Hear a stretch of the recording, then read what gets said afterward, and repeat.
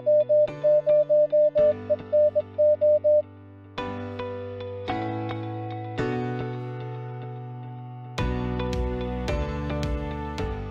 right, I have 7 o'clock, so we'll get started so we can get this going. And thanks again, Alan, for participating and being our presenter of the night. We do appreciate it. Talk about BCARES and ARES in general. And I'm sure you're like me, you know, whether you're in Boulder, Broomfield, Larimer, Weld, whatever county, you know, find an ARES if you want to participate, jump in and do it. It doesn't necessarily have to be Boulder or Broomfield. Just every ARES group can use the help. So we appreciate you doing your presentation on it this evening. Thank you. A couple of things. I sent an email out yesterday to everybody. Hopefully you got it. As I stated, the first of the year, this club is going to hold an event every month. I don't care how small, we're doing something every month. January, we had the Winter Field Day, which was pretty exciting. Had quite a few folks there. Made, I think we something like 30 something contacts, 40 something contacts in a couple hours. We only ran it for, I think, 4 hours, 5 hours, something like that. This month, we're having a fox hunt. So I sent the information in email. If you'd like to participate, come on out. It's going to be the Saturday, the 26th. I purposely scheduled it later at 1 o'clock because we also have a testing session on the 26th. So if you want to upgrade your ticket, or you know somebody would like to become a ham, it's at 350 Terry Street in Longmont. It is an ARL testing session, so there's a $15 fee. But if you're interested, drop us a line. We'll make sure Aaron knows. And I'm not sure. I think they're still restricted on how many people they can have in the room right now. I got to find out if the building is going to lift that restriction after Friday because of the mask restriction being lifted indoors. But we just work around the building and do what we can with it. We've been averaging, I think we see it right now, roughly 10 to 15 people per session when we do testing. So hopefully we can do it more. The fox hunt, again, I put the parameters in the email, but if you want, I'll send out more information again for anybody that's interested. If for some reason you don't have an antenna to do the fox hunt in March, I think I got it marked on the second weekend in March, which is the 12th, at the Clover building at the fairgrounds. I'm putting together a antenna building session. We're going to make some Yagis out of tape measures and PVC and zip ties.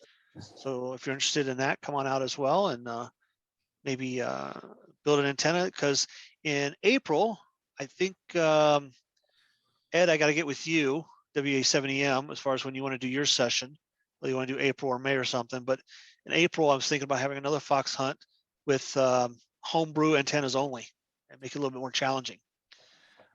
So keep an eye out for more information on that. So as I said, I am trying to put an event together once a month, whether it's a small thing like that.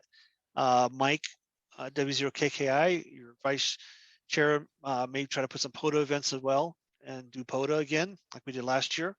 But you know, one of the things I'm trying to do is definitely keep us active and keep us going out and getting stuff done and learning as we do it as well. Also look for probably July, August timeframe. I'm thinking about doing a satellite contact session where we'll go out and see if we can track satellites with either home brews or bring your elk periodic or your arrow, whatever. I'm going to see if Brian wants to help me with that, AF0W. We did that a couple years ago and we learned a lot and it was a lot of fun. We learned that you wear sunscreen when it's 95 degrees out in Colorado in the middle of the day and the parking lot of the Clover building, otherwise you will get sunburned. That's the biggest thing we learned. But yeah, it was a lot of fun. So keep an eye out. Like I said, we're coming up with ideas. And if you have an idea for an event or you want to put a class on or something at the Clover building one weekend, we've got the 2nd and 4th Saturdays available to us. So we definitely could do something, and you're welcome to teach a class or have a get together or whatever you like to do for the club. So any board member have anything they'd like to bring up? Yes, Mark, I've got something, Chuck. Go ahead, Mark. I just want to remind everybody that the RM Ham and ARA have a swap fest this weekend on the 20th, Adams County Fairgrounds from 9 a.m. to 1 p.m. So kind of come out and support us. That's it. All right, thank you, Mark. And I think I put that in my email as well that I sent out. So try to get some publicity for you guys as well. With that said, keep an eye out, but we are tentatively scheduling the LARC Ham Fest for April 30th. So I'm trying to get confirmation, but I think Dick said he's got it already set for that date, but we'll see. But he's mentioned April 30th. So if you'd like to help out, please step up and get a hold of Dick or myself, and we'll get you in contact with him. And because he's going to start looking for folks to help with that here pretty soon. Anybody else, board member wise or club member wise, that have anything like to bring up? How many visitors do we have this evening? Get some hands visit. Okay, Ray, Jack, Alan. Good. Well, welcome. We like to see visitors to the club meetings. Again, our club is open to everyone for the meetings and things like that. Anybody's welcome anytime. So appreciate you showing up and listen to the presentation. All right. If nobody's got anything else, Alan, minus yourself, you got 33 people to present to. So good job, sir. Wish I get people to turn out that many for my my Hamlet net. But the floor is yours, sir. Well, thank you very much. Those that came later don't know who I am. My name's Alan Bishop, K0ARK. Little story on my call sign. When I got my license, I was Kilo Delta 0 Alpha Radio Kilo. Write that down and take a look at it. It unmistakably says K Dork. Bad choice. So I looked online and found a silent key, K0ARK, no D, and grabbed it. And so anyway, I always like to tell that story. The FCC has no pride, no honor, no nothing. They just put it out there and you live with it unless you get a custom one. Anyway, I'm the chair and chairman of BCARES, Boulder County Amateur Radio Emergency Services. ARES is a ARRL creation. It is a national organization, and in Colorado specifically, we have regions and districts. BCARES is R1, Region 1, District 3, R1D3. In my presentation, you'll see some old slides that still say 11. We changed the organizational structure a couple years ago, and so that's sort of the history there. ARES is an emergency preparedness and emergency action organization. Sort of the byline is when all else fails, you have ham radio. And we've seen that happen on a number of occasions. It's going to be interesting over the next couple of days, maybe this week and next week, to see what comes out of the Russian situation, whether our grid is attacked. I've been watching that very carefully, me and a lot of other people. If that goes down, we have some challenges that only those of us with a lot of batteries, solar, windmills, and generators are going to be able to make do with. So, and that's part of my presentation as well, a little bit on that subject matter when everything fails. BCARES has been involved in a lot of emergency situations in Boulder County. To name a few, 4 Mile Fire. We provided overwatch. I have a video and some stills on where a couple of our members and myself went up on Magnolia Ridge and had ATV. We put cameras on the fire. Got a nice award from the county and the Boulder commissioners. We saved 3 multi-million-dollar homes because we saw the fire coming up over the ridge that they were on. They were stacked along the ridge, and we saw the smoke coming up. We put the camera on it, zoomed in, and within about 5 minutes, we saw the flames coming up, driven by wind again, 40, 50 mile an hour, gust to 80 at the time. We called it in and to the EOC. We had a live feed directly into the EOC in Boulder. So they saw exactly what we were putting the camera on. I called it in and I said, we have 3 homes on the verge of being inundated. What can you do? And they had a CH-47 Chinook already filled up and ready to drop water. And so they redirected it from its designated mission, and they laid 2 different drops to stymie the fire. And then within about 20 minutes, they were able to get tankers and some trucks up there and save the homes. So that's the value of ARES and BCARES and this kind of an organization. we were very much involved in the Great Flood of 2013 or 2010. Yeah, 2013. 4 Mile was 2010.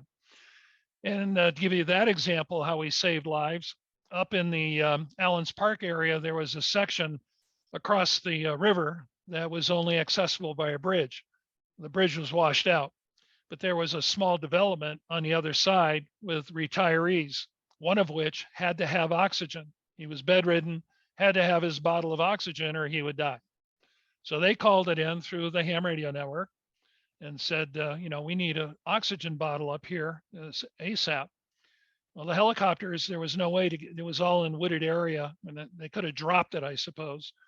But what they did is we called it in and there was a ham radio guy on the other side of the river where the patient was. He went down by the bridge and they flew a helicopter up and then lowered it and he grabbed it, went back in and, you know, we saved a life. Those are the kind of things that we do because of our tenaciousness, our commitment, and our technologies that we have, whether it's video, communications, audio, or telemetry if we're doing messaging, et cetera. So to give you a sense and kind of stimulate you into maybe considering becoming an ARES member, and whether that's Larimer County or East or us or down south, Douglas County, Jefferson County, Aurora, Arapahoe County, et cetera. Wherever you happen to live, that's typically where you would be assigned. There can be exceptions, and that's worked out between the districts. Well, to get you kind of interested, I always like to start with a video. So I will go ahead and share my screen. And let me go over to there.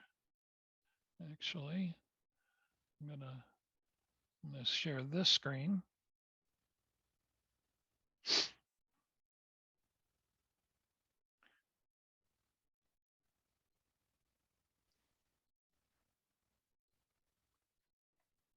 Get my cursor working here.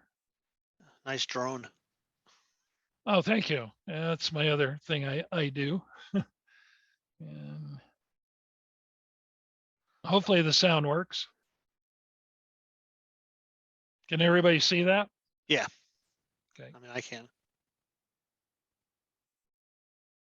Got the music? No, I'm not hearing the music. Ah.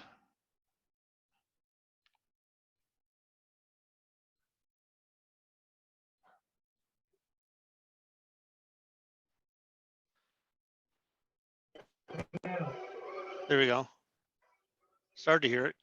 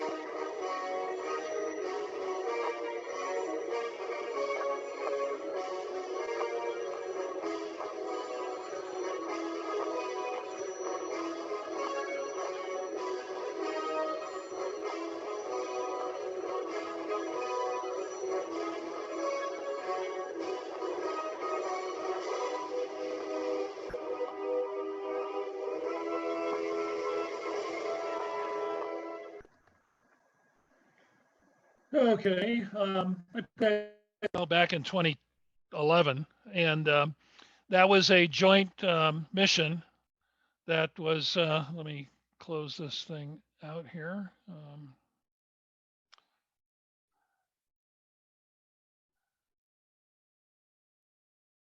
There we go.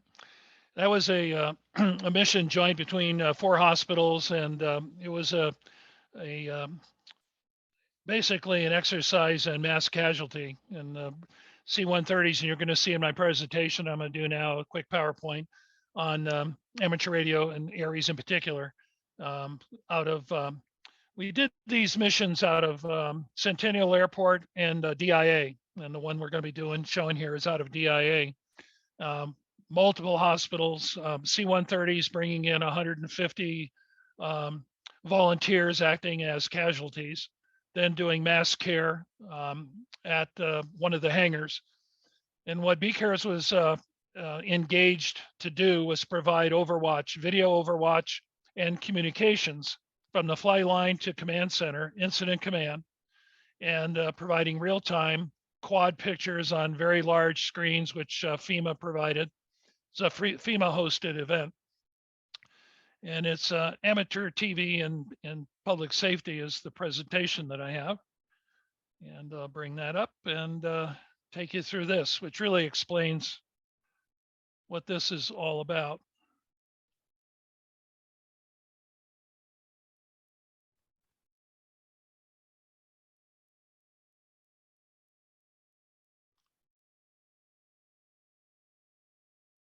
Okay, everybody see the presentation? Actually, can you hear me? Yep, I can hear you. Sure, Bales. Yeah, we're just seeing you. Oh, I can hear it. I can see the presentation and I can see you too, Alan. I just want the presentation, so let me figure out how I had it working here. That's a setting on our side. It looks great to me, full screen. Yeah, I've got presentation. Okay. On the full screen? Yep, Okay. We got it. My cursor is moving around? yep. Okay, good. Sorry about that. And these headphones don't always work, so I'm going to be free my head. And none of that. Okay, amateur radio service when all else fails. Again, that theme essentially. And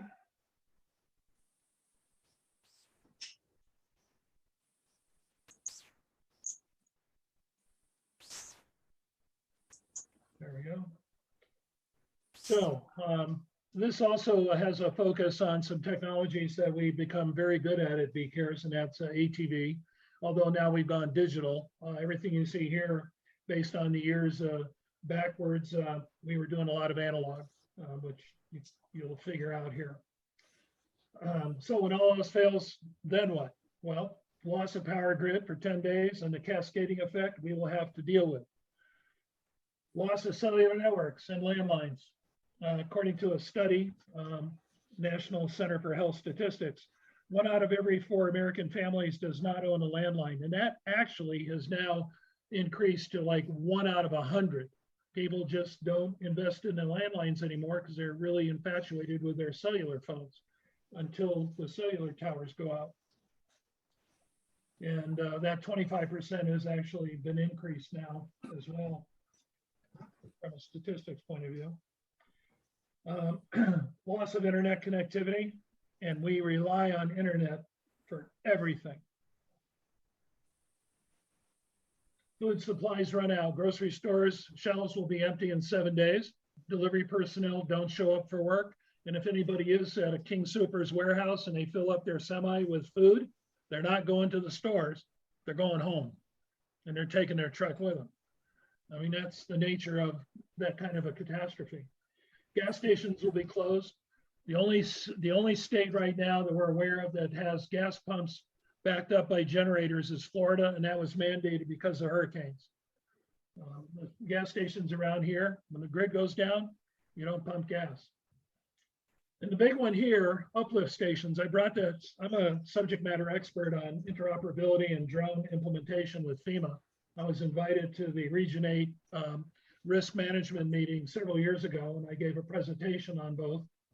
And I also brought in this presentation, and I brought up the issue of uplift. It is amazing that no one in FEMA had this in their statistics. FEMA is under the impression if the grid goes down, that people will be able to shelter in place, stay in their homes. They may not have power, but at least it's shelter. Well, that's not the case. Clearly, 50% of the homes will not be habitable after about 72 to 120 hours. The reason is, if you live downstream from a water reclamation processing facility, there's a problem, gravity. If they don't have uplift stations working and they are not generator backed up, most of them, eventually, as everybody keeps flushing their toilets and pouring water down their sinks, it's going to come into your basement if you happen to be an unlucky resident below grade. So in my case, what I do, and I tell people, if you want to prevent that, go get yourself a $300 ball valve, not a knife valve, a ball valve. They're expensive, and put it on your main sewer line as it leaves your basement concrete. So that when this happens, you can turn your ball valve and seal your house off from the city sewage, because the pressure that will be built up can be extraordinary. So anyway, sewage backs up to homes after the first 4 to 5 days, rendering them uninhabitable because the poop comes right out of the bottom toilets and renders the house non-habitable. And then water systems go offline eventually as well. So what we bring to the table is we'll have to work together and communicate. People will have to move to where the food is. The food's not going to come to you. And so how do you know where the food is? When communications are out. The police are not going to go around with megaphones telling you, you know, we've got McDonald's down here at the high school ready for everybody. We have to find out through regular radio communications, and that's where ARES comes into play. All of our commercialized technologies, we've omitted one very important element, simplicity, and its corresponding ease of reestablishment. That's one of the beauties of amateur radio. We're portable. We can run on our own power that we create ourselves, either through windmill technology, solar technology, generators, as long as you have fuel or gas, LP gas, etc. We depend on a three-pronged socket we call an outlet. Everyday communications relies on satellites, local wide area networks, complex software applications, tech support, service vehicles, and a sustaining spare parts supply. Over the past 50 years, we built a massive infrastructure that has little tolerance for even the slightest internal failure.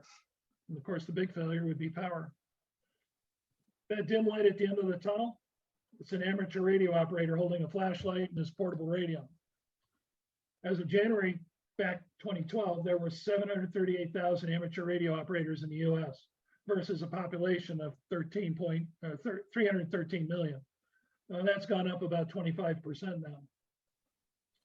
So what does it all mean? What's so important about amateur radio? Unlike our current infrastructure, amateur radio is decentralized. It is ubiquitous throughout the country or the world.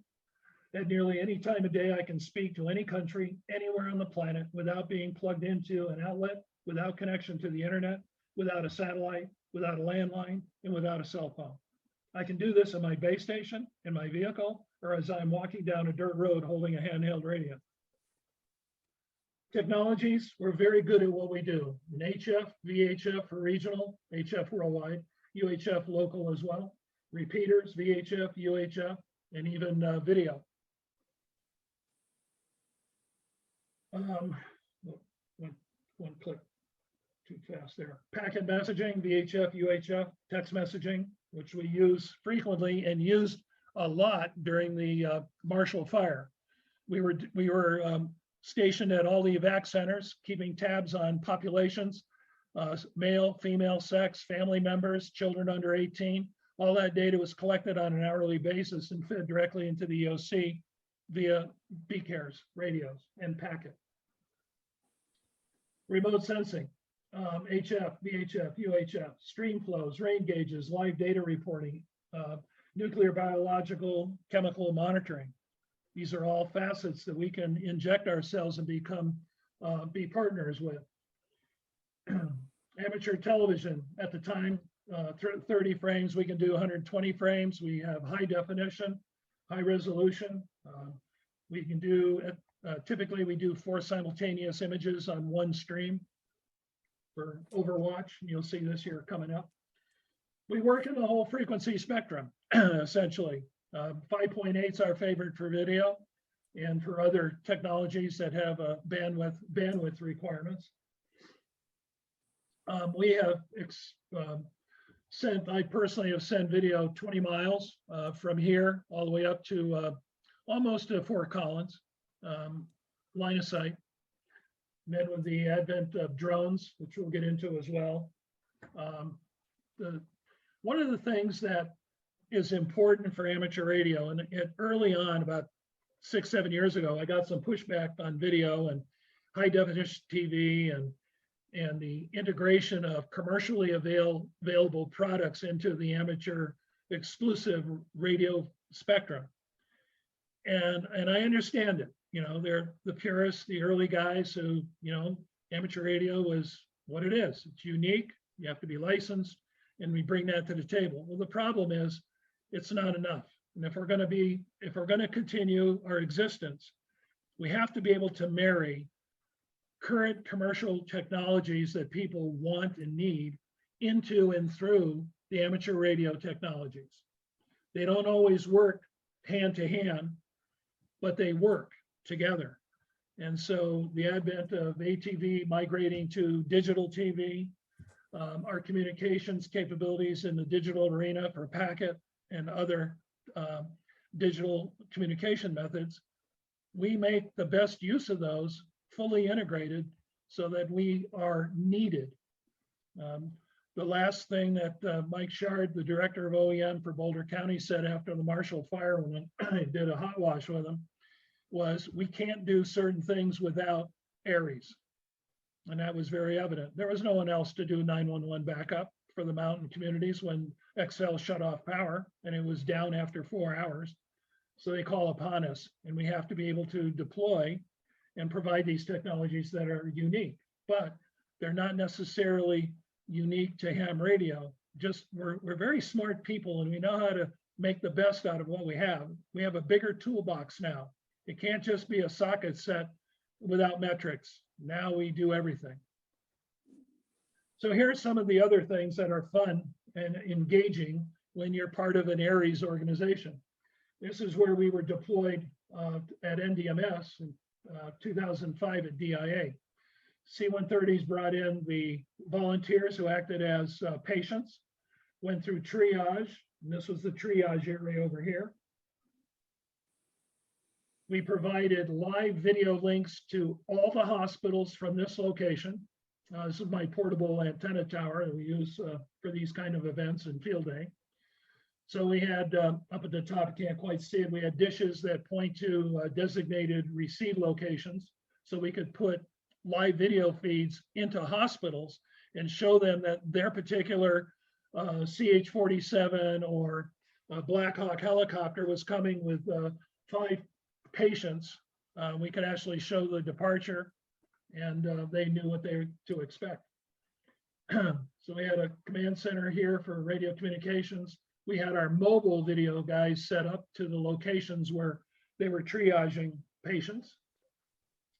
They put all these are fake, by the way, so don't anybody get upset.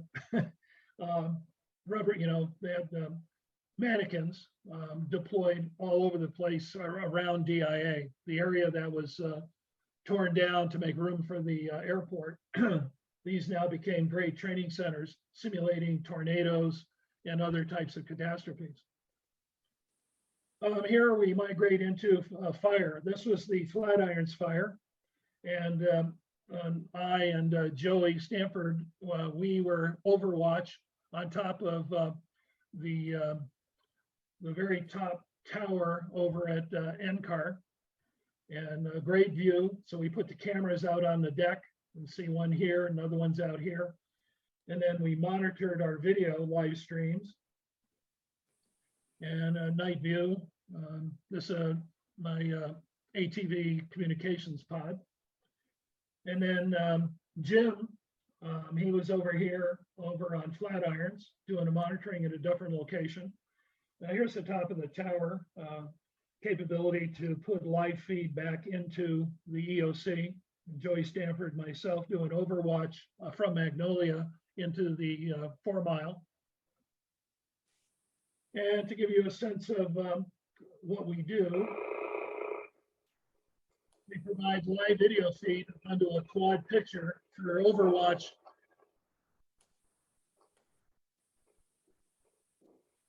Situation awareness.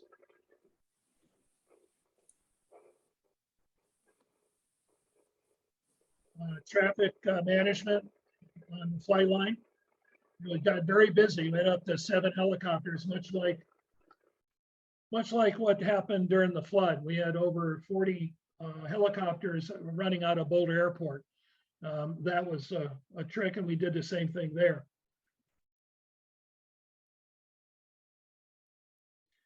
And hazmat, it's another situation we get called out on. A little bit more hazardous. We don't put ourselves in the areas of compromise, but again, we provide situational awareness video, integrate to law enforcement, Boulder County Sheriff's Office. We integrate their video into our system as well, so we get the benefit of multiple resources and origination of video and technical information. We participate each year in the Boulder County Fair at Public Safety Day. That's something that I've done over the past 10 years now. And we bring everybody in. BCARES is there doing recruiting. We're demonstrating, drones. We also have helicopters come in from Buckley. Then we do remote sensing using drones. We now can transmit over very long distances using repeaters. This particular one, we did a distribution of video via Ustream TV at an NDMS 2013 exercise. We had 175 simultaneous users logged in to view live video from 4 hospitals, triage hangar, and the DIA flight line. And we did that through BCARES. Again, it's the adopting of some commercial technologies, but integrating it into an overall composite solution. And if we hadn't integrated these other technologies, we wouldn't have been called. They wanted exactly what we provided, and we were prepared to do it. And that was born of the services we have done for years at CU football games. We provide roaming live video feed for law enforcement when they make the arrests for unruly students. We document it with our folks taking portable pack sets running on our ham radio frequencies. So with over 200 members, Colorado represent experience that extends from aerospace to zoology and just about everything in between. No agency that we serve has that broad base of expertise and talent. We are unique. We will be called upon whenever a crisis arises. But to ensure that call will always come our way, we have to have a full toolbox and know how to use each tool within it. And that's what we pride ourselves at BCARES. So I'll go back and close this thing up and go back to my screen. Stop sharing. Here.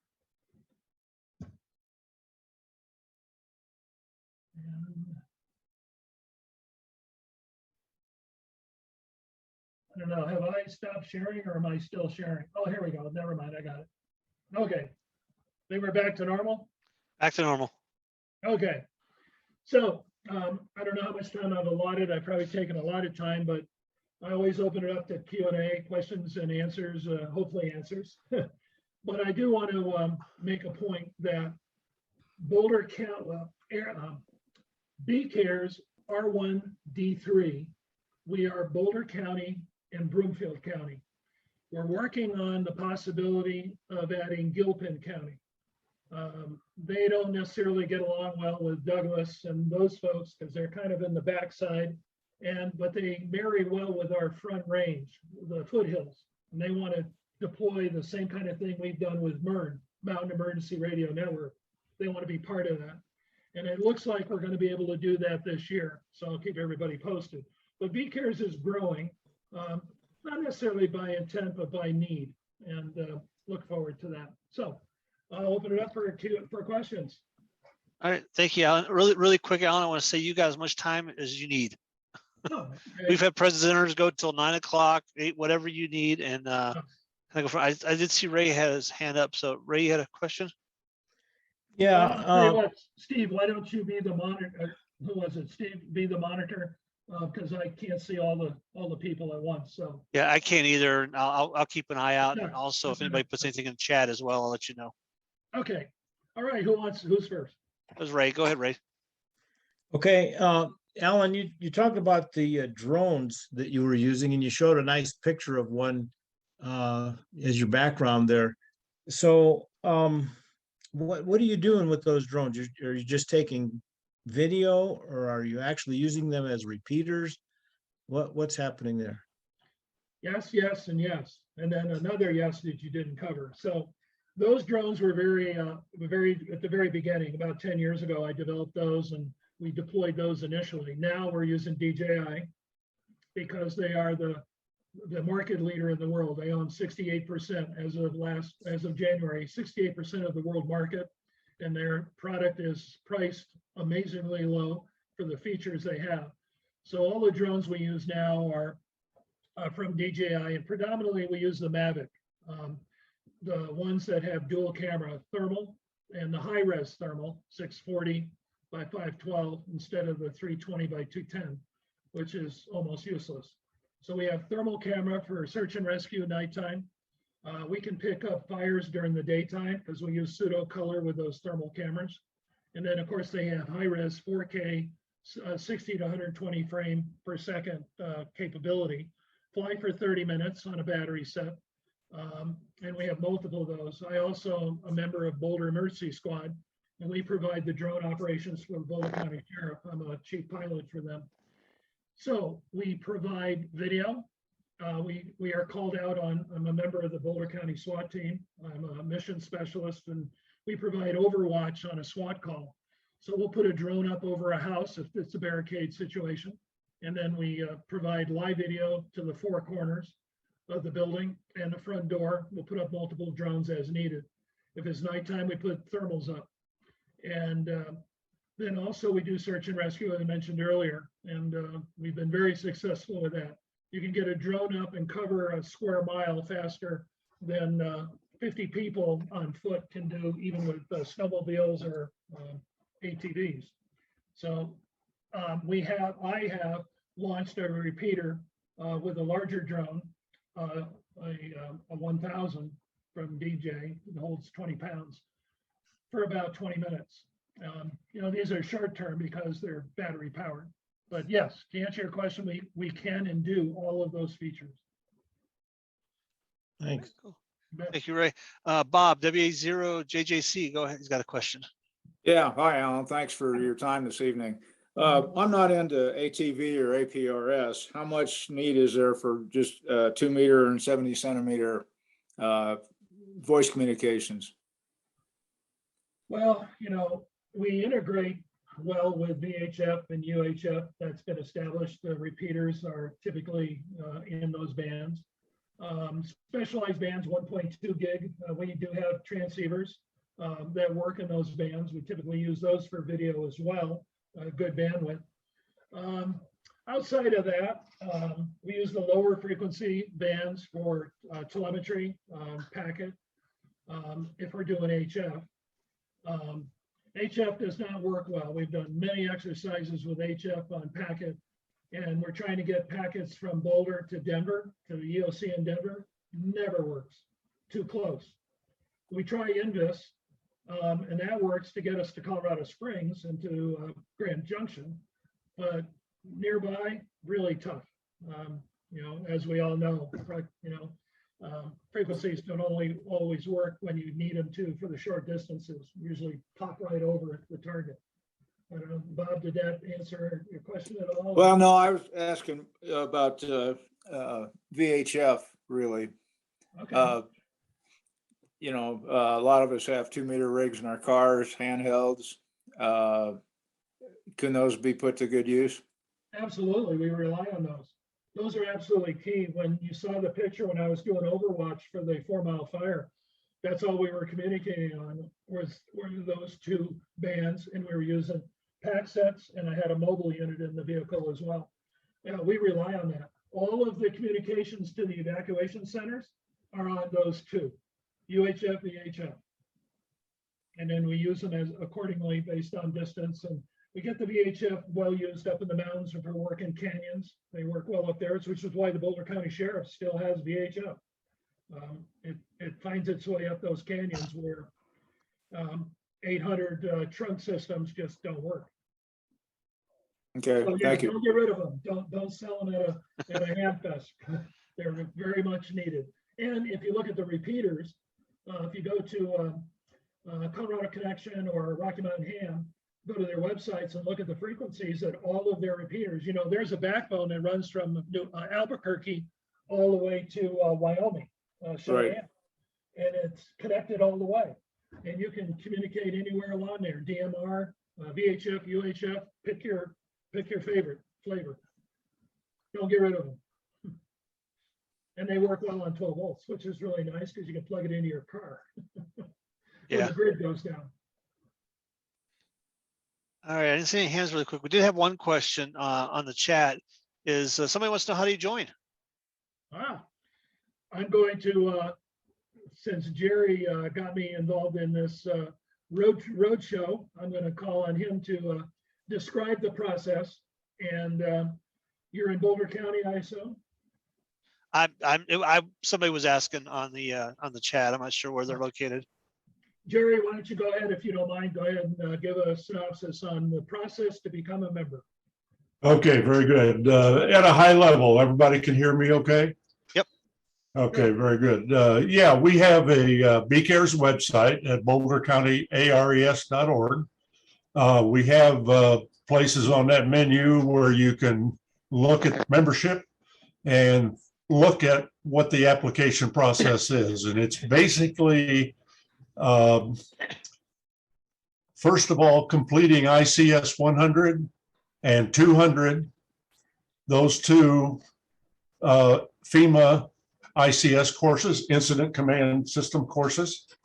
And then we ask people to participate with net control. We have a Monday night net, and you don't have to, what we want to see is people participating on the Monday night net.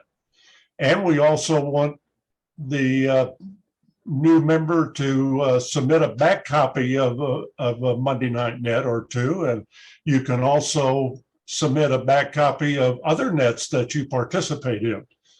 We have a number of hams up in the mountains that participate with AirLink, and up in Netherland, we have Indian Peaks Radio Club that has nets up there, and that sort of thing. So we want to get those courses done. We want to get the NCS stuff done.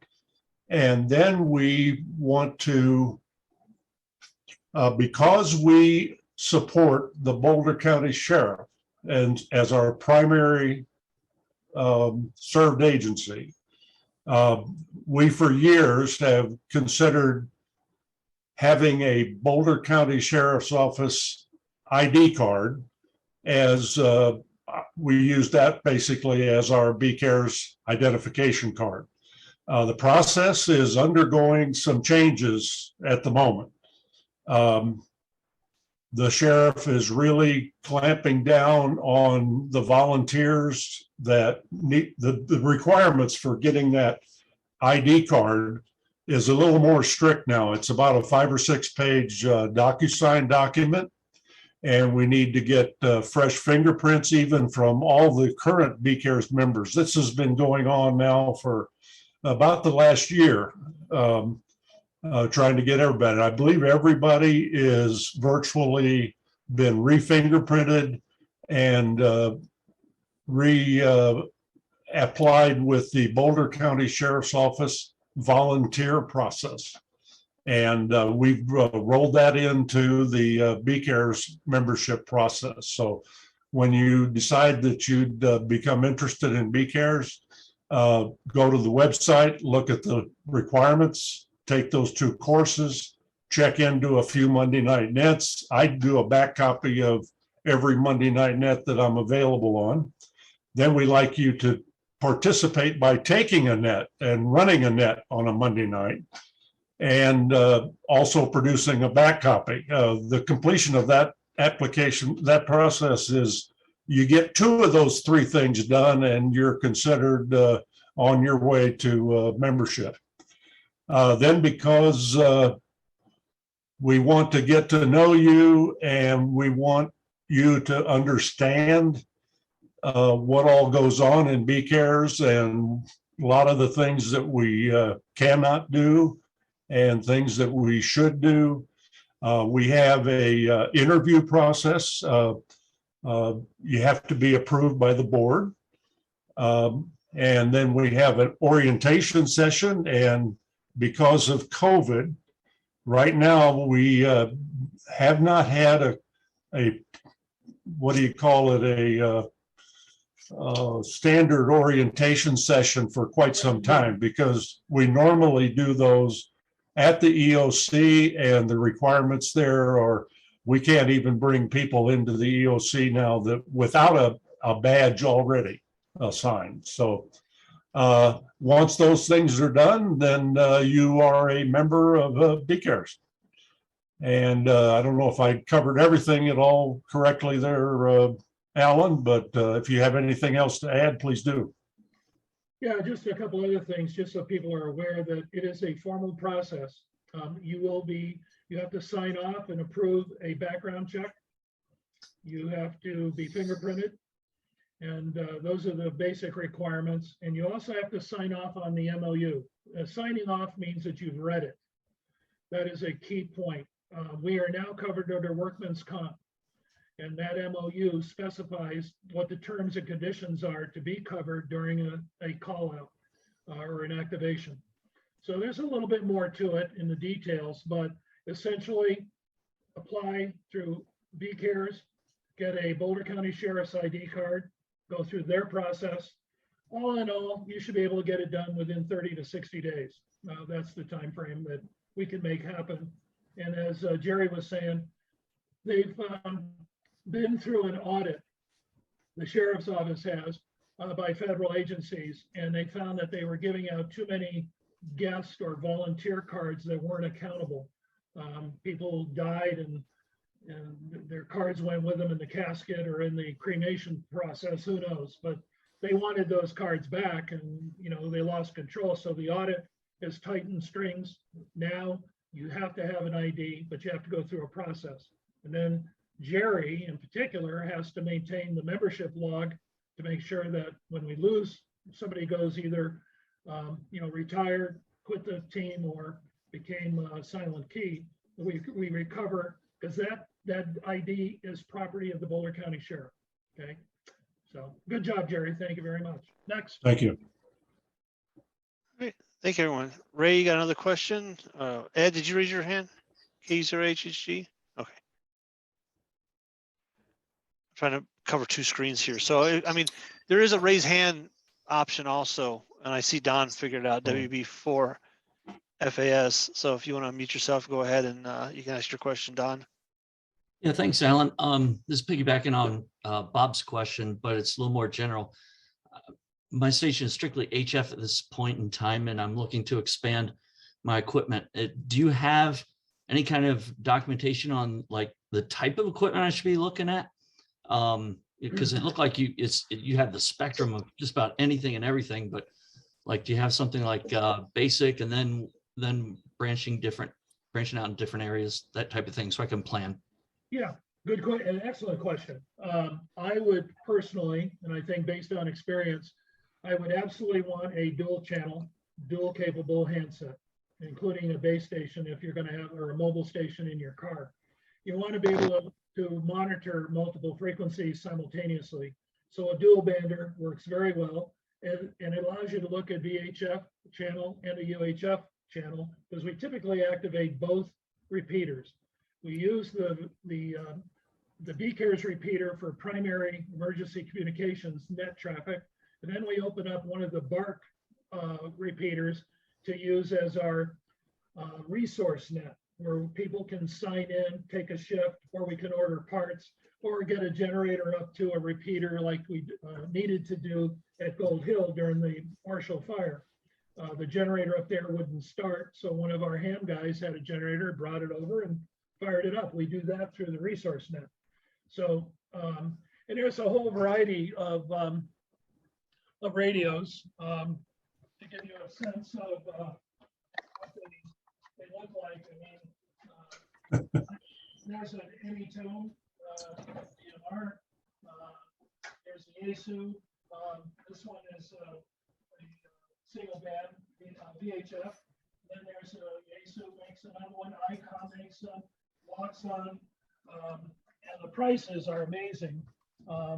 We just got a bunch of them that gave out to the fire people who lost their homes, the ham radio guys, and those were 35. We got them for $35, brand new in the box. Dual frequency with an optional higher gain antenna instead of the little rubber ducky. You put on a little bit longer 8th wave antenna. So that's essentially the shopping list. You should not be spending more than $300-400 for a top-end radio pack set. If you get into DMR, it's a little more expensive, but basic VHF, UHF, you can get set up for less than $150. And that includes an extra battery. So. Thank you. Yep. Right. All right. Thanks, Alan. Ray, you got a question? Yeah, I always got lots of questions. But one of the first things I saw on that video, Alan, was I think I saw Jack Chachi on that video. Is that right, Jack? Were you standing there? He was by the fence behind it. We thought he was locked up and arrested, but yeah, well, he was a celebrity on your video there. yes. So another question is, on those drones, do you need to have a pilot's license, a drone pilot's license? Only if you're doing commercial work. If you're doing picture taking, working real estate, or working in an emergency services organization, then you need to get a Part 107. FAA Part 107, small UAS. They've made it much easier. It used to be required a proctor test. Now you can do it online. And then they have every 2 years, you have to be recurrent, much like a regular pilot's license. I do that as well, but in the drone arena, it's good to have it because it has all the regulations, and there are quite a few restrictions: altitude, 400 feet, line of sight requirement, and can't be over 55 pounds, and some of those other restrictions you should know of. If you're doing it just as a toy, just putzing around, going to go to City Park and go fly around the park, you still have to abide by don't fly over people, don't go above 400 feet, and don't buy a drone big enough to carry a small child around, because they'll frown on that too. So you're saying for BCARES applications, you do not need a license? No, you do. If you're going to use a drone for any official process, Okay. even though we're nonprofit, if you're doing something in the line of an official operation, then Part 107 is required. Okay, and I got one last question then. I'm like, feel like one of those news people. And my follow-on question, you talked about sewage uplift. Yep. I never heard of that before, but one thing occurred to me. I remember we lived in Illinois growing up, and they had water that would come into the basements quite often. But what they would do is put a standpipe in the drain, so the water level would go up in that pipe, but since it had no place to go, it would reach equilibrium with whatever the outside was. Yeah, I understand that, and people have brought that up even during the FEMA meeting. The problem is that works fine for a drain in your basement. If you have a toilet in your basement, your butt becomes the standpipe. You'll stand up in a hurry. Or Because the water just boils up, perks out of the toilet onto the floor, and it can't go down the drain because it's already backed up, going up the standpipe. And the Right. higher the water goes in the standpipe, the greater the pressure, and Sure. the deeper the sewage is in your basement. So, Yeah, it's all looking for that level. So Yeah. this ball valve you're talking about, it's got to be like what, 6 or 8 inch ball? It depends how old your house is. Originally, like my family's house, we had a 6-inch drainage pipe that went down and out. Now the one in here is a 4-inch diameter. So and they come in all sizes. You just order one. And most pipes now are PVC. And so find the one pipe that goes out, the main sewage pipe leaving your home. Get yourself a cutoff tool or a Sawzall. Make sure no one's flushing the toilets when you're doing this. Or the neighbors. Make a announcement in your house that you're about to shut the sewage system down. Cut the section out, slip in the ball valve, glue it, and you're good to go. And the reason with the ball valve, it can handle like 2,000 PSI. Wow. Night valves leak under pressure, even the good ones. So do a ball valve. They're expensive, but Where do you live? You have to be downstream of the sewage treatment plant to worry about that? yeah, I mean, I'll use Lafayette as an example. The main sewage plant is up above the golf course, and our homes are down here in the development down below. So as you know, gravity, water doesn't flow uphill, so it's got to be pumped uphill, and those are the uplift stations. And if you don't have a generator on them, eventually you fill the sewage in the street. But if your basement is below that grade level, it's going to back up into your house with nowhere to go except up through the toilet, up through your washing machine output, up through your sink drain, and other orifices in your house. Yeah. And no one had thought about this before you came along.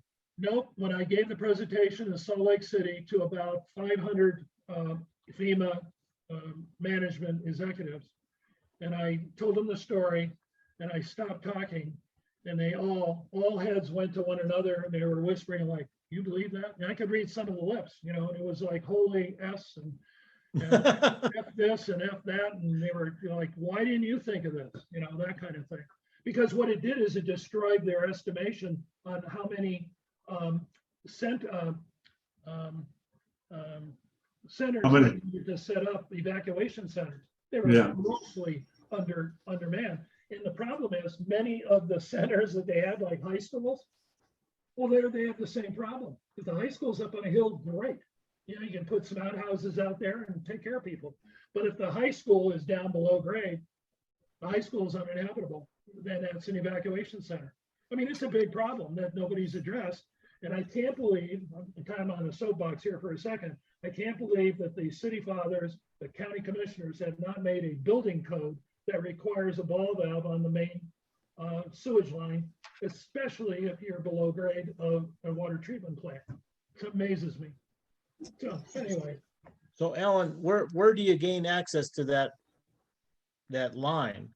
Is it out toward the street, or is it close to your house? And it depends how your house was constructed. On my house, it all goes in here. Well, I'll show you.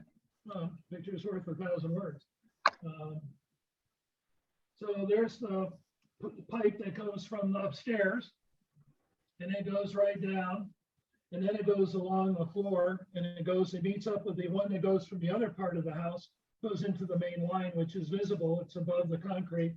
Cut into that, put the ball valve in, done. so how far below grade is it? Did you have to dig down to get to it? No. I do it right at the floor level, where it exits my basement to go out to the street. Just stop it there. That's all you got to do. I'll have to do some research. Yeah, Thank you. Definitely do that. I mean, there could be a situation where you have to jackhammer some of the concrete out to reach it if you know where it's at. But I don't do that service. I'll sell you the ball valve, but Thanks. Amazon, they deliver one tomorrow. Yeah, and I had one comment that says drain exiting the house is under the slab in the basement. Plumbing code prohibits such a valve. I don't know the reason, but that's the fact. And there was also a question. There's another comment.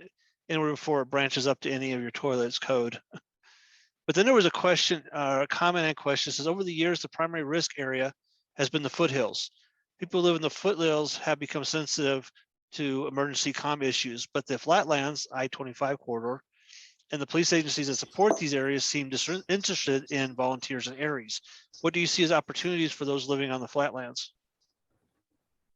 Well, let's use Marshall Fire. That was in the flatlands. Doesn't get much flatter than Louisville. And that was a big issue. And we had only 4 people, 4 ham radio guys that lost their homes. There were a couple more, but their homes didn't burn. You know, the issue is where you go for shelter. And shelters are typically down in the flatlands. In all of our fires, the only shelter that was in the mountains was Netherland and Allen's Park. Now, outside of those, for animals, it's the county fairgrounds, Longmont. For people, it's Niwot High, CU Event Center, and YMCA's, North and South Boulder Rec Center. Rocky Mountain Christian, yeah. Those are Rocky Mountain Christian Church up Longmont, right? Yeah. I'm sorry? The Rocky Mountain Christian Church in Longmont's been worked up. Yep, we use that during Marshall, in fact. And so, and then there's the one up north of Longmont, big church up there. Life Bridge. Yep, Life Bridge. Yep. And they, Yeah, Life Bridge. Yep. So, you know, and each one of those locations needs a radio and a pack set. Excuse me, a packet set. Because we do digital messaging. We use ICS Form 312s to get inventory data back to the EOC on how many people are being housed there by sex, by age, and by family, and by age, meaning we under 18 considered children, but 18 and above considered adults. And we manage that with the Red Cross. Typically, Red Cross manages the center, the evac center, but we're there to administer data in and out and make requests. You might have an emergency situation, 911's down. We'll take the 911 internal emergency call directly to the EOC, then we get it to 911. So there's a lot of use for a lot of need in the flatlands. And I would say it's equal and sometimes more so than in the foothills. Because we just need a hazmat. You don't typically have a hazmat.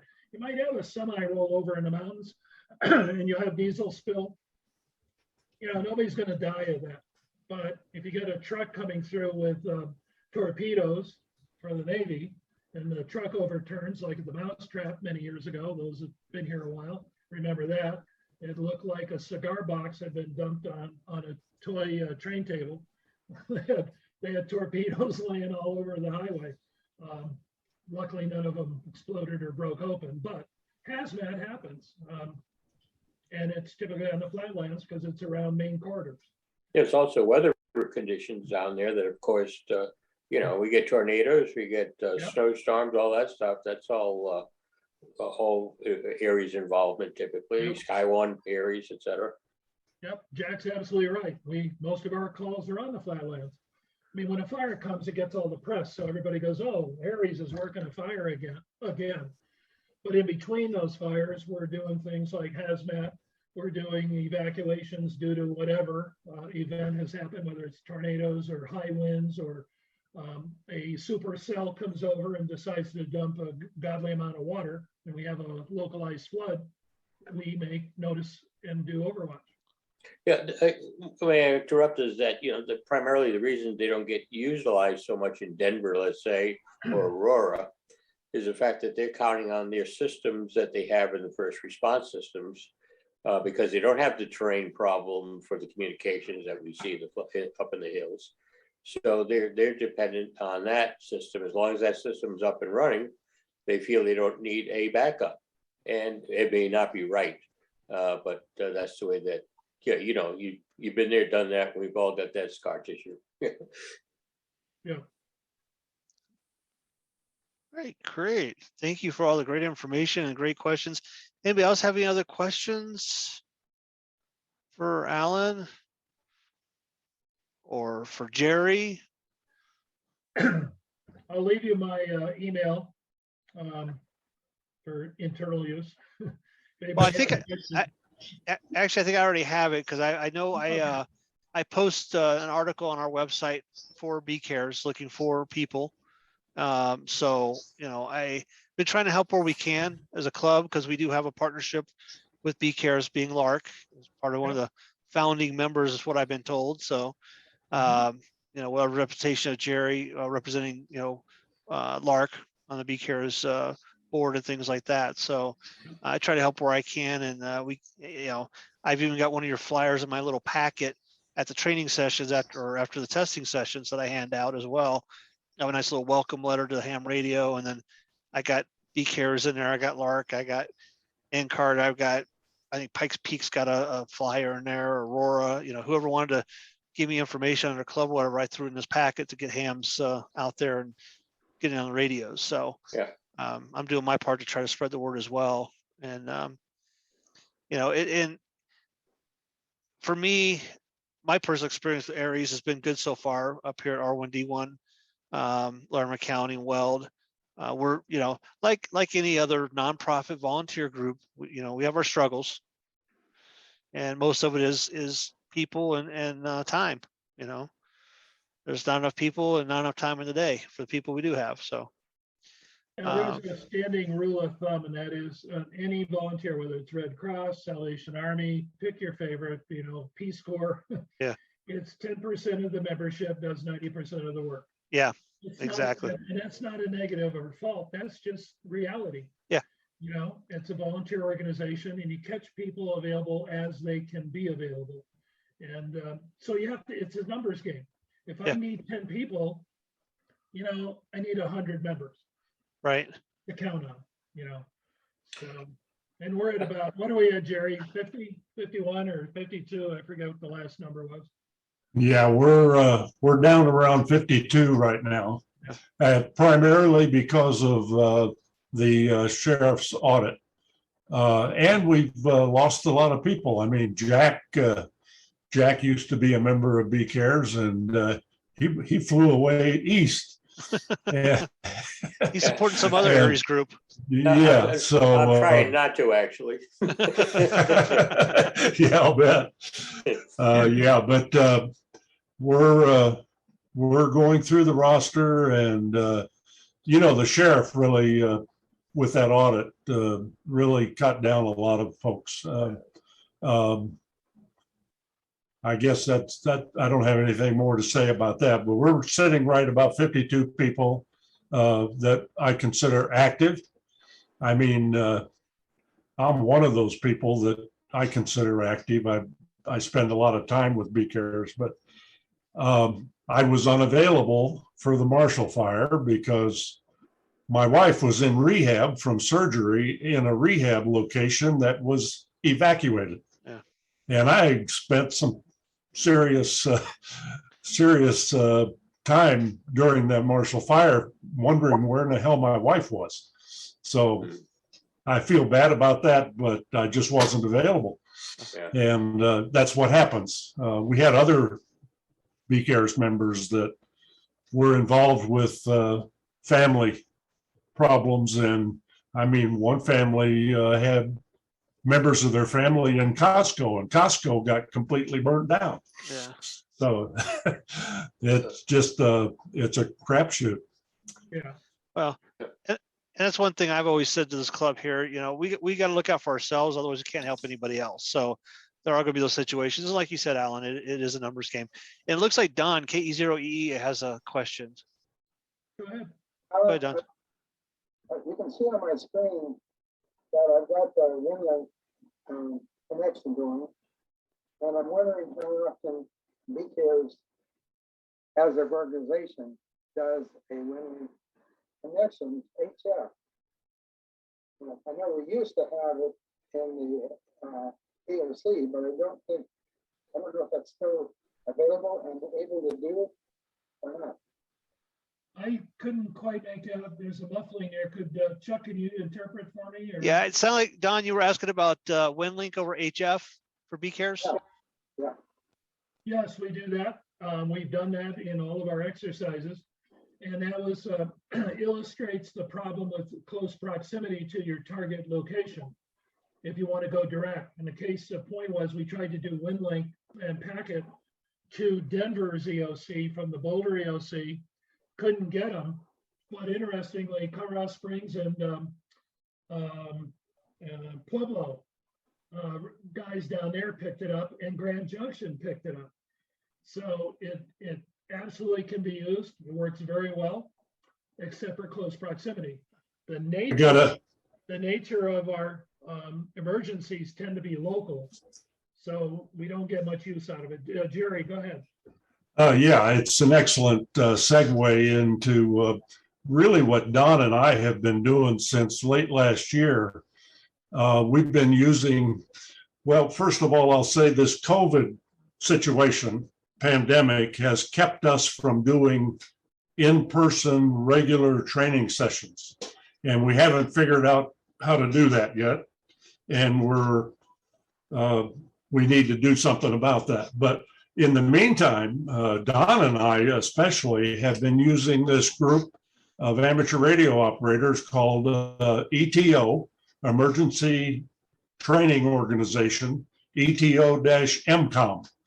And what you saw on Don's PC is he is sending a packet message, an ICS 213, to anybody who can receive it, as part of what we call WinLink Thursday. There's a weekly exercise. The note comes out, it says specifically step-by-step what to do.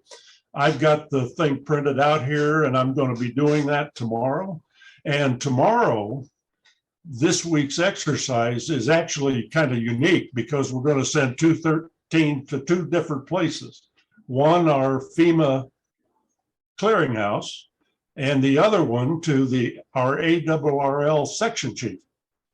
So and it's all been cleared and organized with the ARRL. So I put that message out to the BCARES members yesterday, Tuesday, just to see if anybody was interested and would like to try to do it in a quick fashion. But Don and I have been doing that, and Don has taught me a unique way to try to do that. We've taken the channel selector on HF, Vera HF. We've taken the channel selector and sorted it by frequency.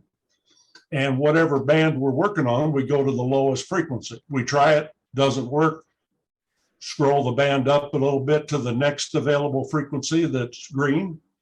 And after 4 or 5 attempts, Don hardly ever fails to make a connection and send a packet message.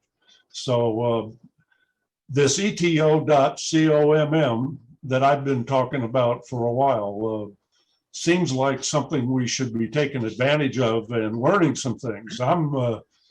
This is the first time I've ever played with HF packet, and I'm doing it right from my house with a put together vertical. So it does work, and I would highly recommend it, especially while we're not doing regularly scheduled training sessions at the moment. So it's a good source. Yeah, it is. Thanks for adding that. I'm going to try and participate tomorrow as well. Very good. So, yep. Thanks, Jerry. Thanks, Don. Hey, may I inject? I have a need. All the way from New Hampshire here, I need to enlist somebody in Colorado. Yeah, there's a library in Eaton, Colorado.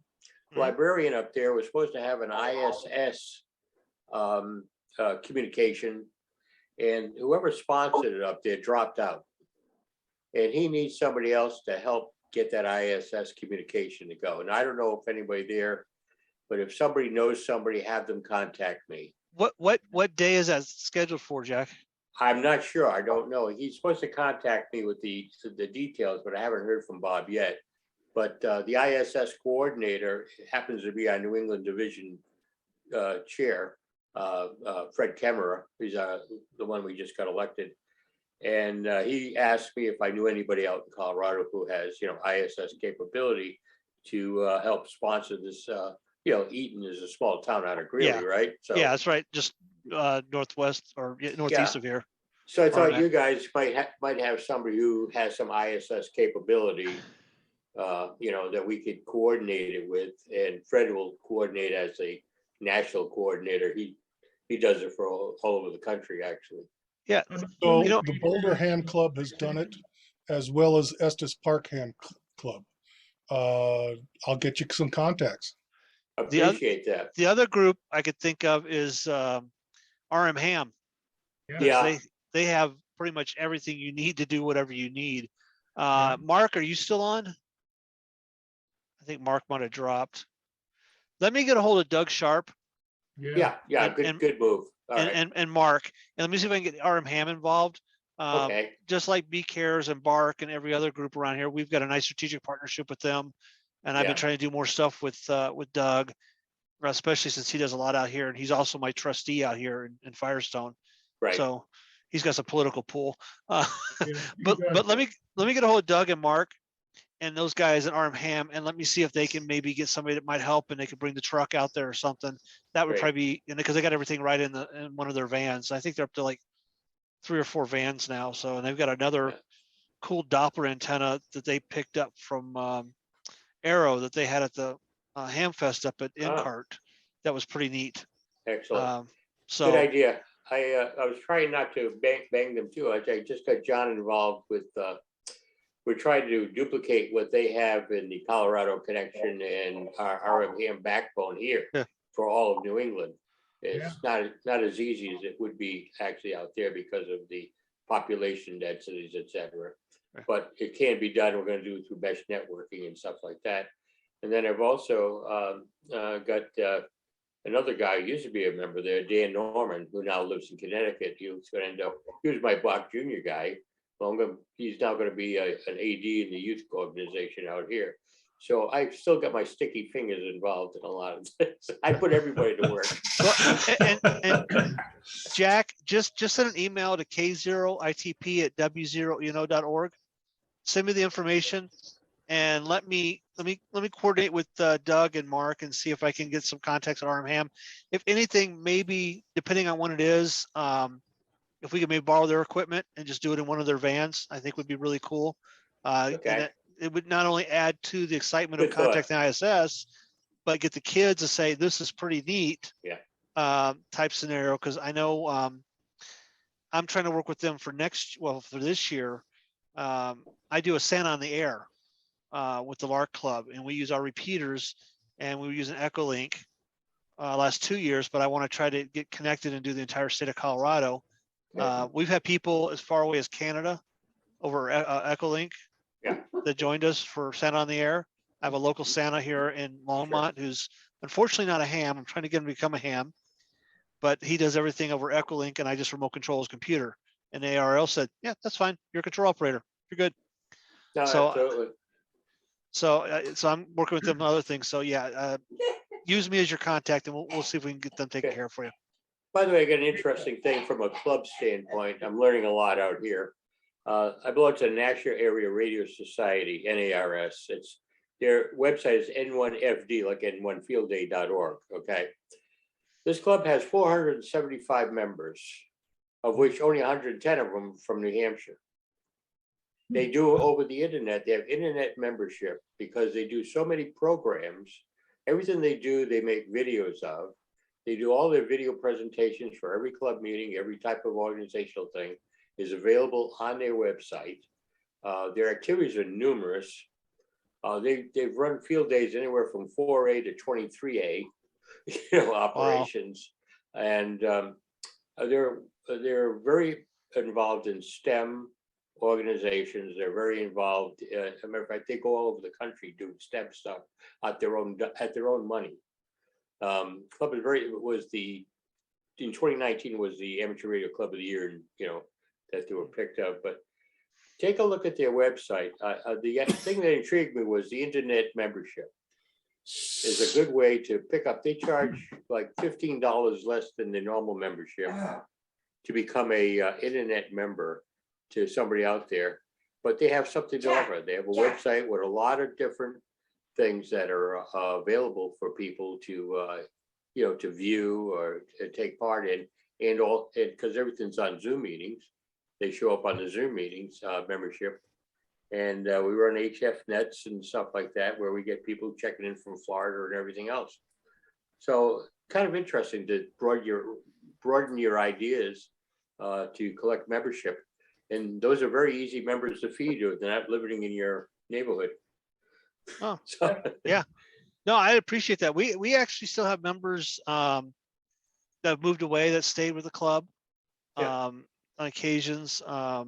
Yourself, Jack, I think you're on our mailing list, and we still actually, I think you're a lifetime member with us, if I remember correctly. I am. So thank you very much. you're very welcome. We take care of people who take care of us and things like that. So you're in a very elite group. I will tell you that. There's only like 3 or 4. I forget how many we have. Maybe 5 I'm at the honored. most. I'm actually honored for that. So, but yeah, I definitely don't mind looking for new ideas. I talked about it in the beginning of the meeting. We're doing a fox hunt. I'm trying to think of different things to keep the club. And we have members that are also members up at NCART, and NCART that's members of ours. Joe Lawley up there is the board president, is a member of a club here, and I'm a member up there as well. And we're both shooting. We have certain goals that we're shooting for, and it's just hard to do. And actually, I submitted a recommendation for a forum speech to the ARL district conference in October. Is in Cheyenne this year. Yeah. And Pat's running that. So they've contacted me as well. So hopefully I might give a forums talk on some of the things I've done as our club and how I try to keep it live and active and energetic. And if you look on the people here, not all of us are Elmers or have a lot of experience in life. And that's more part of my goal, is to get that down as well. We have some newer folks that's joined the club that's, brought our mean age down a little bit, which is another goal that I think a lot of clubs need to shoot for, unfortunately, because I know like BCARES, Alan, like you said, a lot of folks are retiring or unfortunately becoming silent keys, and how do you plan for that? How do you got to work on that. And it's great to hear that, you have STEM and all that with the group up there. I'm actually got a call into the Longmont has a huge innovation center now with St. Vrain School District. Right. And I've got a call into their deputy superintendent, actually, to try to see how we can maybe help out the school, and the school can maybe help us and things like that, and build some relationships there as well. So I'm stretching out and trying to get the STEM world as well. Yeah, one of the things that everybody forgets about is one of the ARRL special things is that they offer for educators basically a lot of freebies. You can go to ARRL, they have a regular learning session for teachers. And the teachers leave there fully equipped with kits and things and all kinds of gadgets, plus education, how to incorporate amateur radio into their curriculums.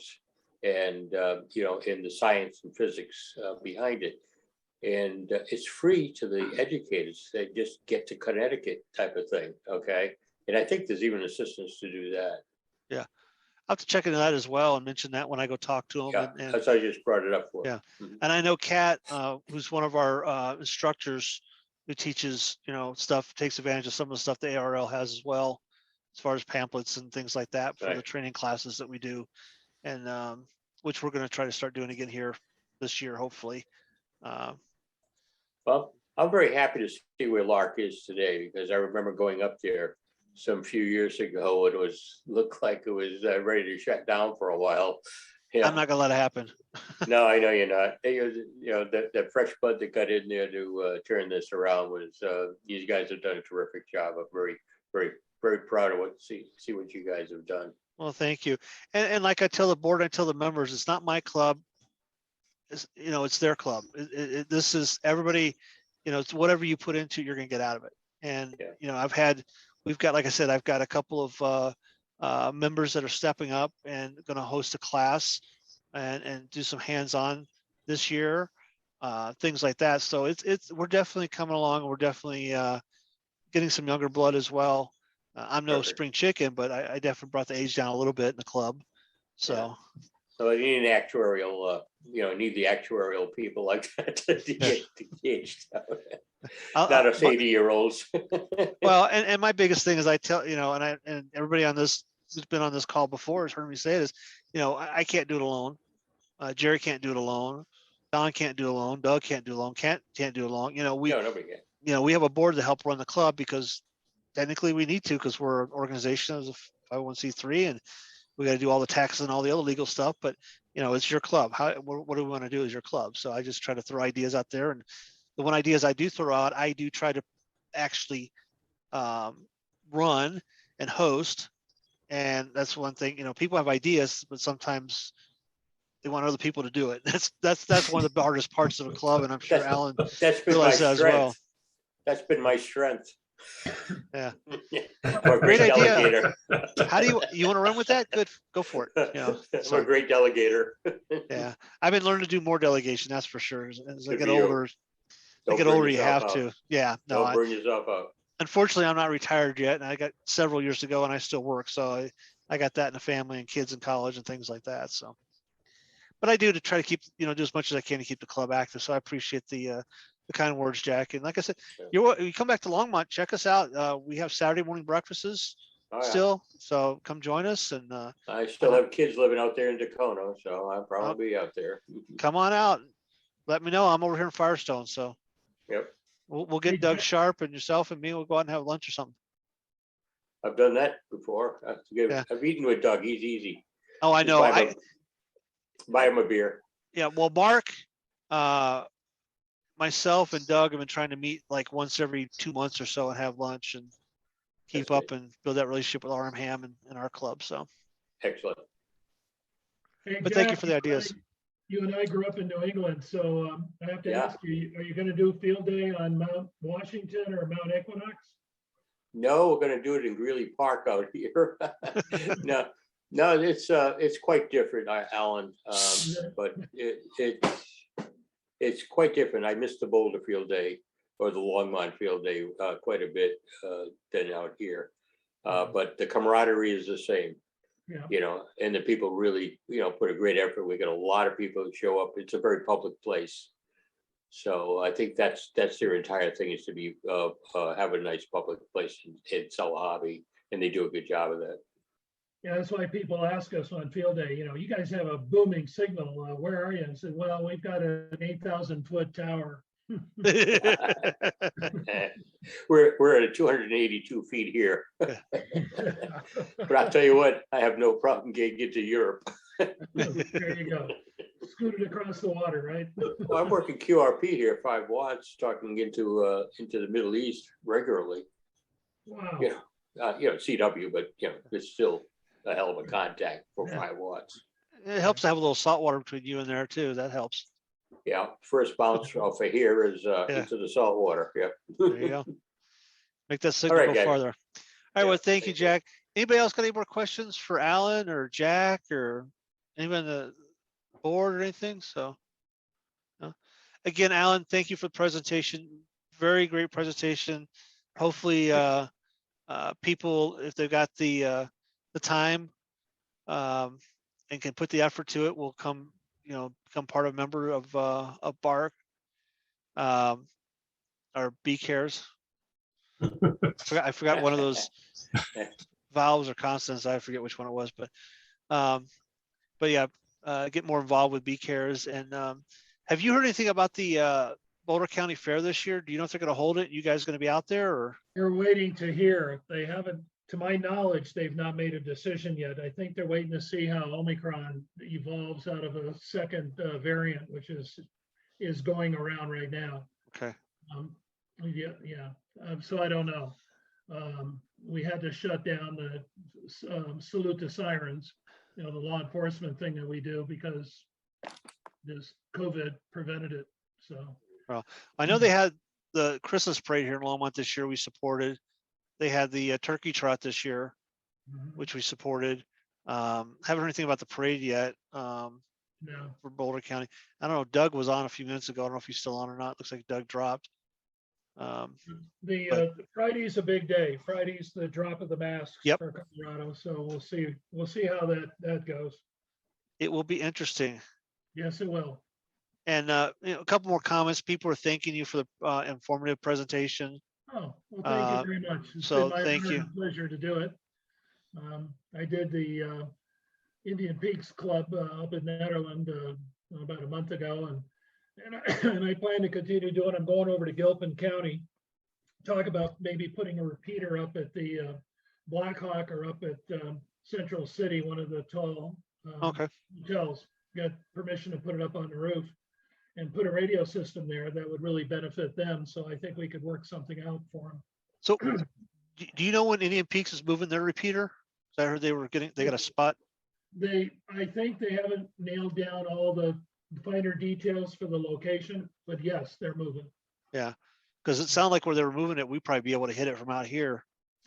That's the goal, I think. They want to position it so they can integrate into the MERN network and, BARC, BCARES, LARC, get the front range in connection with Gilpin County. Yeah.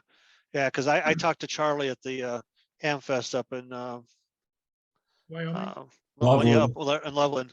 So yeah, he's a great guy, and that club is just booming. I mean, he hit with both feet on the ground and has built that club up, and it's great to see something like that. So yeah, and I always finish my presentation with just comment.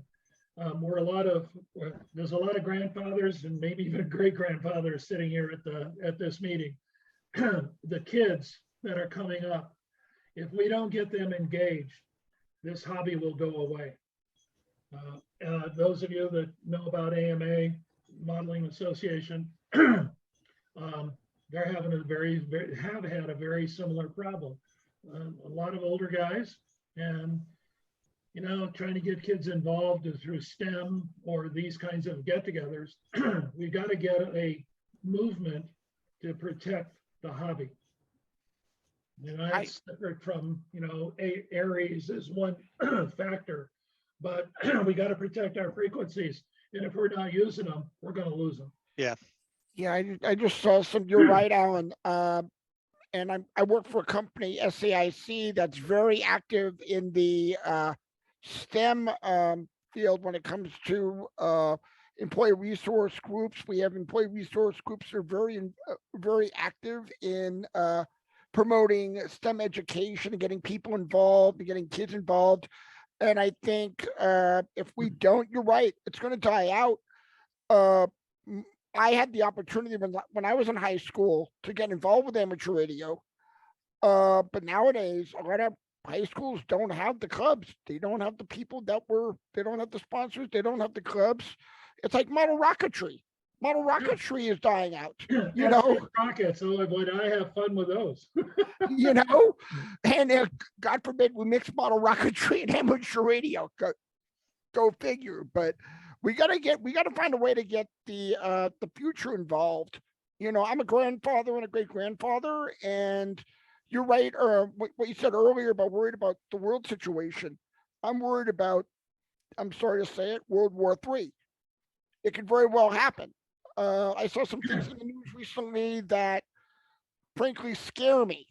I mean, this is the first time in probably the last 50 years that we've sent B-52 bombers and a nuclear monitoring plane to Britain. And there's only one purpose for that nuclear monitoring plane to be there. So, going there for the beer? Yeah. Aspect that we need to be conscious of is the internet and the ability to go into infrastructure and shut it down remotely. Yep. That scares me the most, because even amateur radio can't solve the problem that will come out of a grid failure that's more than 2 weeks in duration. I'll share one other data point. If the grid were attacked at the transformer locations, The main transformers in the national grid cost upwards of $5 million a piece. There are no spares, and they take a year to build just based on the copper content. So if those things are attacked, we are in a deep poop. And I'm not talking about uplift stations anymore. Yeah, we know that, and you left one thing out, cyber attack. Well, We yeah. know, we know of at least, I know of at least one country that's capable, one, possibly two countries that's definitely capable of it. And there are various terrorist organizations out there that could harness that capability as well. And all it takes is one massive cyber attack to knock out our infrastructure. And like you said, once the infrastructure is knocked out by a cyber attack, you can kiss your rear end goodbye, because everything goes to you know what, the proverbial crapper. So Well, I didn't mean to get us off track on what could I be a know, totally but no, different well, no, subject. no, but no, you make a good point though. Ham radio, we are the last line of defense. When it comes down to it, when everything else fails, ham radio is there. Ham radio was there back in when here in Mac. Well, actually, ham radio was back there. Was there back in the early 1900s, and the advent of radio with W1AW, and through two world wars, the Vietnam War, ham radio has always been there. Yep. You know, I was a mode director for the state for about 7 years. Yeah, I've always hated that motto, by the way. Yeah. When everything else fails, I just think we're pumping our ass up a little bit too much on that one. That's true. That's true. You know, that's true. That sounds like something that the Coast Guard would use, or one of those other agencies. But no, but it's so true. You know, and it's ironic that you know, I go into some of these other forums, these online forums in Facebook or Discord, or some of these other forums like Ham Radio Crash Course, where you see people in there that don't have ham radio licenses but are preppers, and they think that using a $20 Baofeng, which is not rated, which is not FCC rated, you know, is going to allow them to, you know, communicate. You know, yeah, when all else fails, you are allowed to use any radio frequency necessary to transmit emergency traffic, as long as it's a valid emergency communication. But you see so many people out there that are worried about what they call SHTF, or shit hits the fan. You know,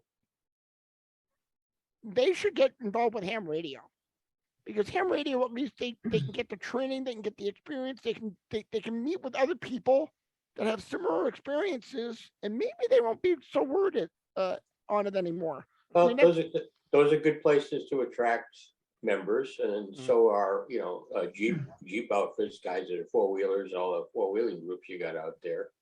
You know, they all got some sort of a radio, and more of them are going to the ham radio. Right.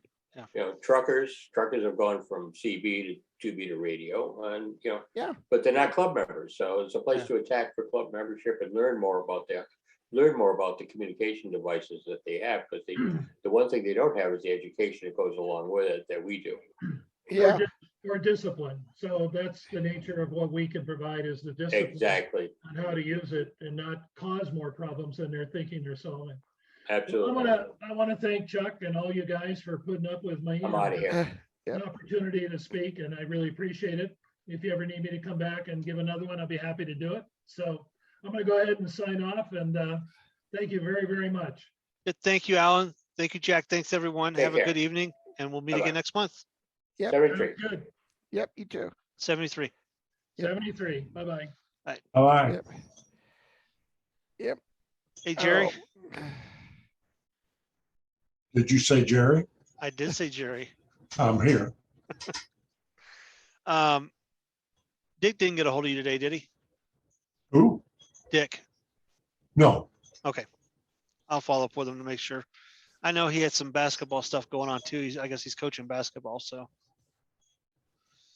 All right. I want to make sure that he gets with you, and I guess he's also been working with you too, Don, right? Dick? Oh, Don's still there? Yeah, Don's still there. He was on mute. That's- Thanks, Chuck. Thanks, Ed. That was a great presentation tonight. So, Thank you. all right. Night. Good night. So Dick's been talking to you too, right, Don? What was that?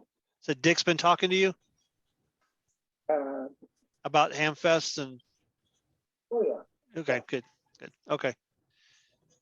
Yeah, I talked to him the other day. He said he was talking to you. He was gonna get a hold of Jerry because he's getting ready to put the feet to the ground and really start beating here soon if we're gonna pull this off this year, so. We're cutting it down to the wire. I have to make sure that we get things set up with the Yeah. And I'm sure the county will probably have a little bit more things to say after Friday as well, so. Well, what I don't know is are we on the right date. Well, he told me, he talked to you about the 30th of, or the 30th of April instead of the 2nd of April. Is that the date that the county has for us? No, right now the county, our lease is signed for the 2nd of April. How can we change that? I don't think we can. I- Reserved for us and all other dates are occupied. So if we're gonna do the 30th, we're going someplace else. We're not going to the county. Okay, well, let Don, or, when you talk to Dick again, make sure he understands that. Is that what you think, Jerry? Yeah, because Jerry, I think we signed the lease for the first Saturday, right? The 2nd of April? Yeah. Yeah, that's been the standard for about the last 20 years. I gotta ask a question, Don. What are you using for a mic? And Chuck, can you hear Don okay? A little bit. He's definitely weak. I don't know if he's using the microphone in his camera or his laptop. Yeah. Okay, I was wondering if it was Not me your hearing aid. because It's not your hearing aid, Jerry. It's no, it's I'm Don. I'm hearing you and everybody else just fine, but Don's coming through real muffled. Let me see what I got. We got to get you a new mic. Need a wireless headset like I got. Let's see what this does. Yeah. It's probably either going through your computer, Don, or if you have an external camera, maybe going through the Oh, microphone on can that. you hear me now? Can you hear me? And it's still about the same. Yeah, you're still muffled. Using the camera on the webcam. Using Yeah. It doesn't take much muffling before I can't hear it. Yeah. But I've got my hearing aids are Bluetooth connected to my computer. So my computer says my output device is my Phonak streamer and it works great. But I've had no luck with remote wireless mics. I guess I never spent enough money on them, but I got several headsets laying around here that I'll probably give away at a Hamfest. There you go. Well, like this one here, I actually picked up at work. They gave me, Yeah. it's a Bluetooth Jabra headset. Yeah. I have one even nicer than this. It's noise cancellation. Yeah. That they gave me. So, but I one of the benefits, I get to test them out. So Maybe Yeah. I'm far away. Is this any better? That's a little bit better. yeah, Okay. yeah. I think it has something to do with your microphone. You might want to turn the volume up on your microphone, receive capabilities, and your external microphone, your camera. I'm not sure if you can do that or not, but what external camera are you using, Don? It's a webcam 250. I don't know what that is. It's probably a off-brand or something. Like I have a Logitech, but I don't use the microphone. I can switch the microphone on my Logitech. Logitech. So if I'm closer, does that better? Evidently not. So I just moved to the microphone, my camera. I don't know if you guys can hear me any better, if it's the same. I can hear you okay. It's a little bit, it's not as good as when you use the mic. Because it was farther away and this is like Yeah. my mouth. Yeah. So something you can work on, Don. Yeah. All right. Well, thank you, gentlemen. Okay, take care. Have a good evening and we will we'll meet again. Okay, I probably won't make it to breakfast this time, but I am going to try to make it to a breakfast one Saturday. maybe Jerry will make it instead. You what, Don? So maybe Jerry will make it instead. There you go. Yeah, I made a comment last Thursday that I might make it this past Saturday, but then I realized that I wasn't going to leave the wife here alone. That was her first night up the stairs Oh, yeah. and sleeping in her own bed for the last 60 days. So there was no way I could take care of that on Saturday morning. Yeah, I understand that. We'll see about future Saturdays. I took her to her haircut today. That was the first time she's been out of the house or on two legs. And we didn't let her use the cane. We let her have the walker. Oh. And I wasn't very far away. Yeah. So she got her haircut. She feels good. She had a Good. shower last week. She feels, she really felt good after that shower. She hadn't had Imagine. one for a long time. But yeah, that's my main focus at the moment. All right, cool. Well, you take care of her. Oh, yeah. All right. All Well, right. I'll talk to you guys later. Have a good evening. I'm going to go to bed because I got to be at work tomorrow. Take care. Bye-bye. Thanks. Hi, Don. Yeah, I was trying to. Pat joined us. Yep. Everybody's got call signs on so far, so thank you, everybody. Oh, Gary, if you could put your call sign next to your name, I'd appreciate it. Let's see here if I can get this all set up. You still in that warm weather there, Pat? Yeah, it was a little cooler today. I We was get about down to like 50 6. high 50, 55 today. And we Wow, had some 55. rain. Wow. We had some rain, actual rain. That's okay. We Wow. got about 4 inches of snow outside. We Yeah. still got a winter storm warning going on. Yep. Till I think 2 o'clock in the morning, 5 o'clock, something like that. 5 o'clock. Yeah. 4 to 8 Yeah. inches. Well, Boulder should get more foothills, but Yeah. where I'm out here at Firestone, we're sitting, I think, about 3 right now, give or take. I think where I am in North Longmont, I think we're probably looking at about 2 or 3 also. Yeah. I just hope my wife can make it home from the west side off of Hover without too much trouble tonight. The roads were pretty clear when I left, but that was at 3:30, 4 o'clock this afternoon. So, Yeah. Well, she doesn't get off of work until 10 o'clock tonight. So okay. Oh, hopefully Longmont, hopefully the city of Longmont will be out sanding the streets. I'm sure they will. Yep. Usually pretty good about it. Yep.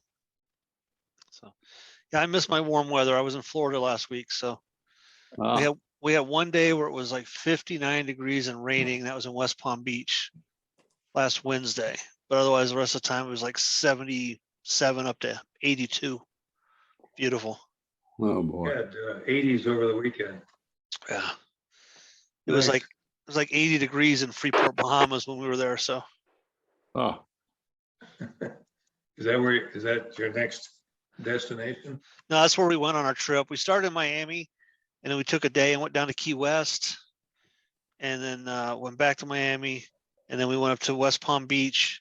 And then there's a little 3-day cruise out of West Palm Beach. The only stop it does is Freeport, Bahamas. Leave West Palm Beach in the afternoon, get to Bahamas the next morning, spend the day there, and then come back. huh. And it was great. It was fun. Yeah. Freeport's an interesting part of the Bahamas because it's basically the majority of the island is owned by the Port Authority. So if you to do anything there, you not only have to deal with the government, but you got to deal with Port Authority. So Oh, so they got a lot of empty land because nobody wants to deal with all that crap. But it's 90 miles wide. They've got 4 Burger Kings and a Wendy's, all owned by the same person. Talk about a conglomerate.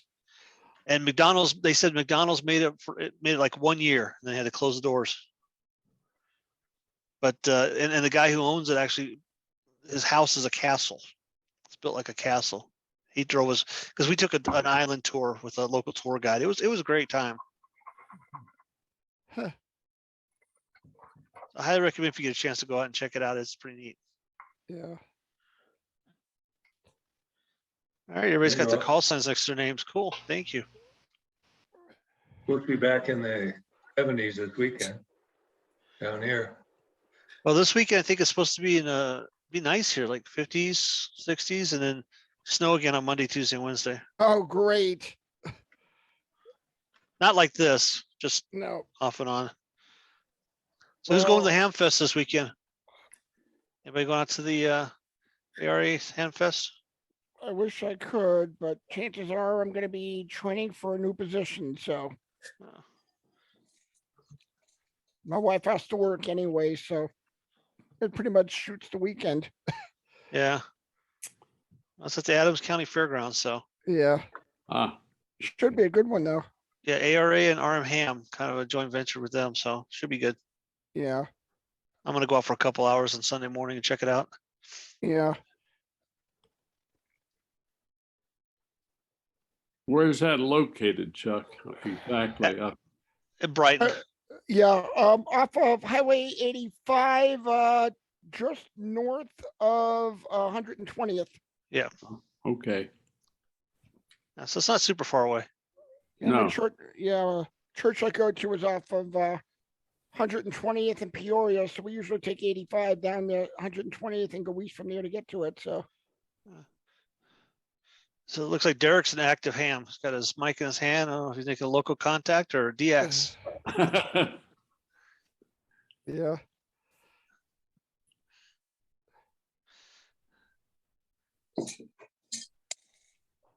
I got on for a little bit this morning on the repeater. Nobody was on, but listened to a couple of guys this morning on Skynet Hub.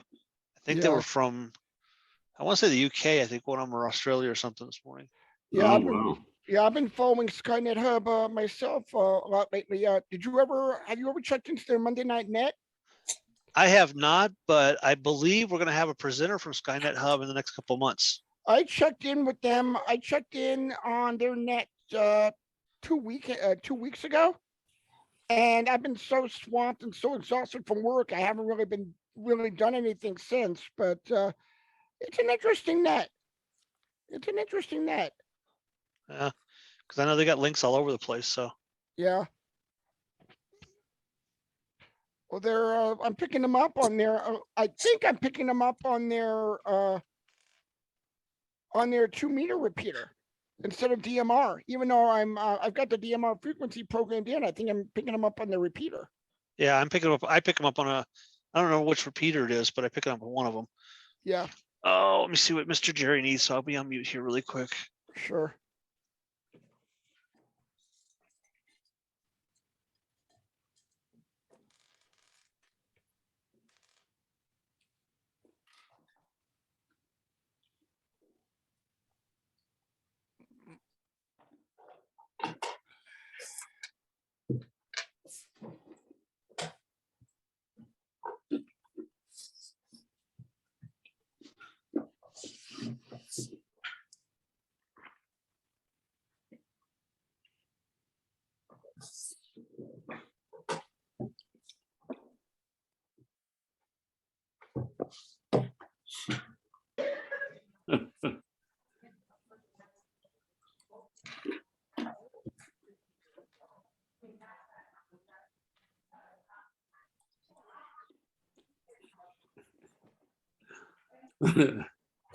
Oh, brother. Okay.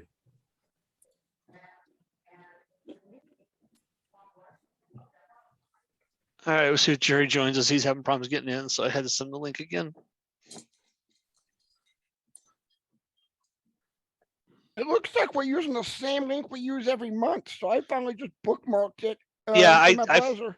I did that. I finally made it the same link every month. Just seems to be less irritation for folks and usually easier to get in. Yeah. Well, I've got Zoom client for meetings installed, but unless you have the meeting info, whatever you to input in the client for meetings, it's just easier to launch by the browser. Works either way. Yep. So I know Alan did get invited multiple times. So Yeah. our presenter this evening. There's Jerry.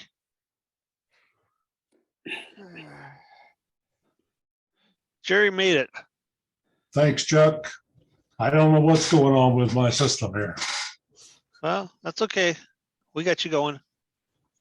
Has Alan joined us yet? Not yet, Okay. but it's still early. I mean, I got 4 board members already on, so I'm happy. Yeah, I can't figure this thing out. This is unbelievable. Did the link just not work, or? Yeah, as a matter of fact, I think the link you sent me is different than the one that I was trying, but You might have an old I had- one then. yeah, I had trouble finding your note. You told me after we called and I realized it was in my spam folder and I went back and got it. I went back and looked at that one and I didn't even see the link in there. Really? Okay. But I sent it as a calendar invite, so all the information should have been in there. Okay. Well, I hope Alan gets the right one. Well, if not, he'll contact one of us and we'll give him the information. All right. Well, Yeah, looks like we got a pretty good crowd. yeah, I like this. 19 already, and we haven't even started the meeting yet. That's right. That's good. Hopefully, we'll have this plus when we go back to meeting in person. Yep. Oh, I didn't even hang up on you yet, Jerry. Well, I never noticed. Just connected. I just looked at my phone. It's like it's still connected to Jerry. I'm like, what the heck? Okay. Yeah, unfortunately, I didn't get a chance to make any contacts or anything when I was trying to do some satellite communications on the ship because I'd asked them if I could do that with my HT, and I took my elk periodic with me. Yeah. And they said, yeah, you can. Yeah, you should be fine. So I was trying to do some satellite contacts when I was over the Atlantic, but didn't make any contacts, unfortunately. So. Yep. That would have been a great place to try to reach out to the ISS. If you would have known the orbits. Unfortunately, when I was doing it, the ISS wasn't coming over at the time, but there was a couple other amateur radio satellites that were coming over. I'm still trying to get something from the last 2 that just launched, Hades and EASat 2. Trying to get some either telemetry or whatever from them, and I haven't received anything yet either. I think Hades is also supposed to do SSTV, but it's delayed because the antennas did not separate properly. So whatever was holding them in place hasn't released yet. So maybe Ray could put his call sign on. Yeah. All right. Well, how do you put your call sign up here? If in your A picture, there's 3 little dots in the right-hand corner. Put your mouse over there and there's a rename, correct? Okay, just rename it. Yeah. There you go. Thanks. Thanks, sir. Everybody welcome. I haven't welcomed you already. So. And I guess I missed the light show because it was farther south, but I guess Starlink lost a couple of satellites in the last solar storm. Oh yeah, and Elon Musk is not happy about that. Well, last I heard, I think the report was they lost like 40 satellites. Yeah. Yeah, but they got 1,700 in orbit, so Yeah. 40 is not too much. No, he'll just replace them, but He wants to put up 30,000 satellites. Yeah. Let's make it hard to get out of the atmosphere. Yeah. yeah, dodge space junk. Yeah. They're already doing some of that already. Yeah. Space junk. Yep. A lot of Russian satellite debris from their missile tests and everything else. Good evening, Alan. Hey, good evening. You made it. Yeah, I had to wait for Jerry to send me the invite. I had a wrong invite. Said some other meeting was in progress. No problem. How's the snow up north? Well, here I got about maybe, I don't know, last I looked, probably about 2 inches, 2, 3, something like that. It's not too bad. Yeah, it's about the same here in Lafayette. What's Alan's call sign? Alan, could you put your call sign next to your name for us, please, sir? Sure. We do that for our meetings, so, you know, like good hams, we go by call signs, not names. Sure. What's a name? Oh, Jack we- made it tonight. Good evening, Jack. All right. There's somebody we haven't seen in a while. Are you? He's on. Welcome. Good night, honey. Love you. Oh, it's see. He dropped. Hey, Pat, Yeah, did you know Mercure? Mercuria at Ball. Hey, did you know he passed away the other day? Oh, no, I didn't know that. I usually get a notice. I'm on a, Well, it'll be coming out, I'm sure. He was 90 years old. he was one of the founders of the thing. Don He knows. was the founder. He and Dave Stacy Yeah. Wow. founded Ball. At that time, it was Ball Brothers Research Corporation. Today, it's Ball Aerospace System. Yeah, the company I work for just changed names too. We're now AMD. Well, SAIC remains SAIC. Yeah. We split from Leidos almost 10 years ago now, or a little over 10 years ago now. And we've been that grown long. since. Yep.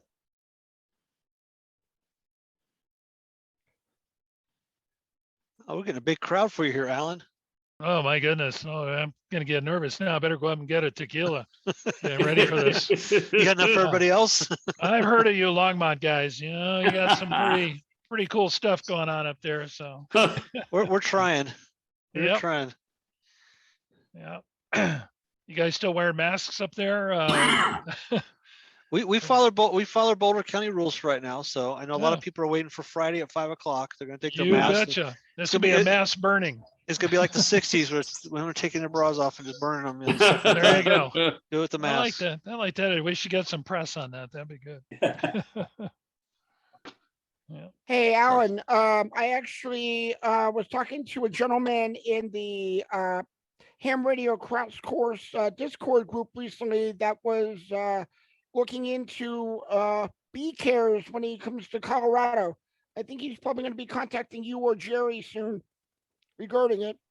Oh, looking forward to it. We're in a major recruitment drive right now to get some young blood in here for transitioning and sustainment and for the future.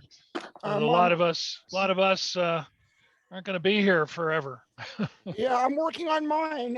You know, I've already talked to Jerry. I'm working on mine. I still got to take the second IC. I got to take ICF 200 still and get that out of the way. And then I'll get with Jerry and then we'll go from there.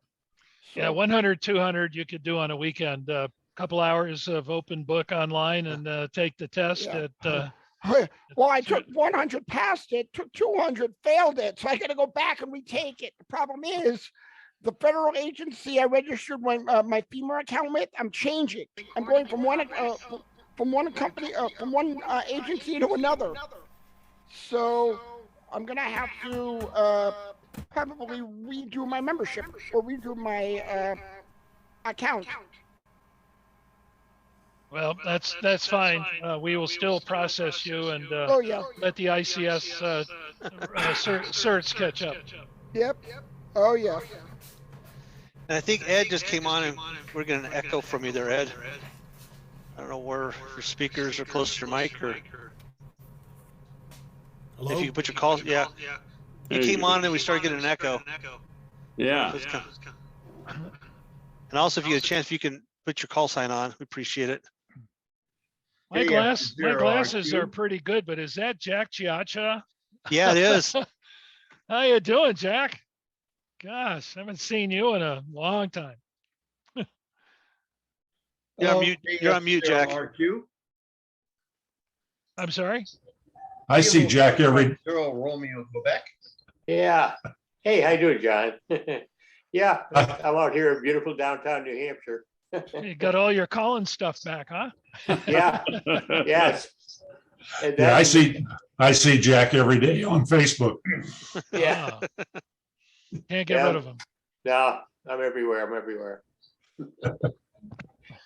Good to see y'all. Good to see you seeing too. you. Yeah. See, we got a big crowd. You even got, Jack showing up all the way from New Hampshire. So Alan, you know, Boy, any no international pressure, people buddy. here? Then Bob Smith's coming from the moon, it looks like. Yeah. A little moon bounce. Oh, man. Oh, good. Hey. So what's going on around here? Anything new? KF0RQ, John. Hey, John. I don't know if I have an Amatron ALS 500M that I used to run mobile for many years, and I'm trying to sell. If anybody's looking for a mobile 500 watt linear, I've got one. All right, thank you. Also, if you want, you can put that on the for sale section of the bulletin board if you like as well. I will do that. I just wanted to get it listed tonight. If anybody, I just want to find a good home for it. Well, if the bridge was open to Canada, you could go up there. It's a lot of truckers probably interested in radios up there. And, Oh, yeah. Well, I don't think I'm going to go to Canada, but they're in Longmont, so. Yeah. Yeah, you're talking about recruiting, Alan. I'm also part of R1D1 up here in Northern Colorado. I'm the director for the Banner Health Systems up here with Joe and those guys. So, yeah, they're trying to do the same thing up here as well. Yep. Looking for some younger blood. Actually, they're not looking for younger blood. They're just looking for people to participate. We don't care how old you are or how young. We need people to participate. I've been struggling with this for years now. It's my 11th, 12th year, whatever it is, and as chair and among other things. And I've resorted to going to cemeteries, and I can't even get cemetery dead people to show up. But don't feel bad, Alan. I actually, for our nets, we have two nets: the Tuesday night net, which is our Hamlet net, and the Thursday night, which is our just regular rag shoe net. I put a challenge up to the club that said anybody that will do 5 net controls during the year of 2022, either net, I'll pay for a year's membership at the club. No. So that How goes did out that to go? anybody here. So far, I've got 2 people that have got, a couple that signed up. It's done it a couple of times already. So it's going to cost me some money, but it may be worth it. Yeah, you saw Ray raise his hand. Yeah. He volunteered for the Thursday night net on the last net we had. Did you put that in the spreadsheet that I sent you, Jerry? No, that. I got to get with him and figure out what day he wants to run it, and then I'll put it up in the spreadsheet. All right, thanks, sir. Yeah, so You we're bet. tracking everything. So yeah, you do it 5 times. It's on me. Yeah.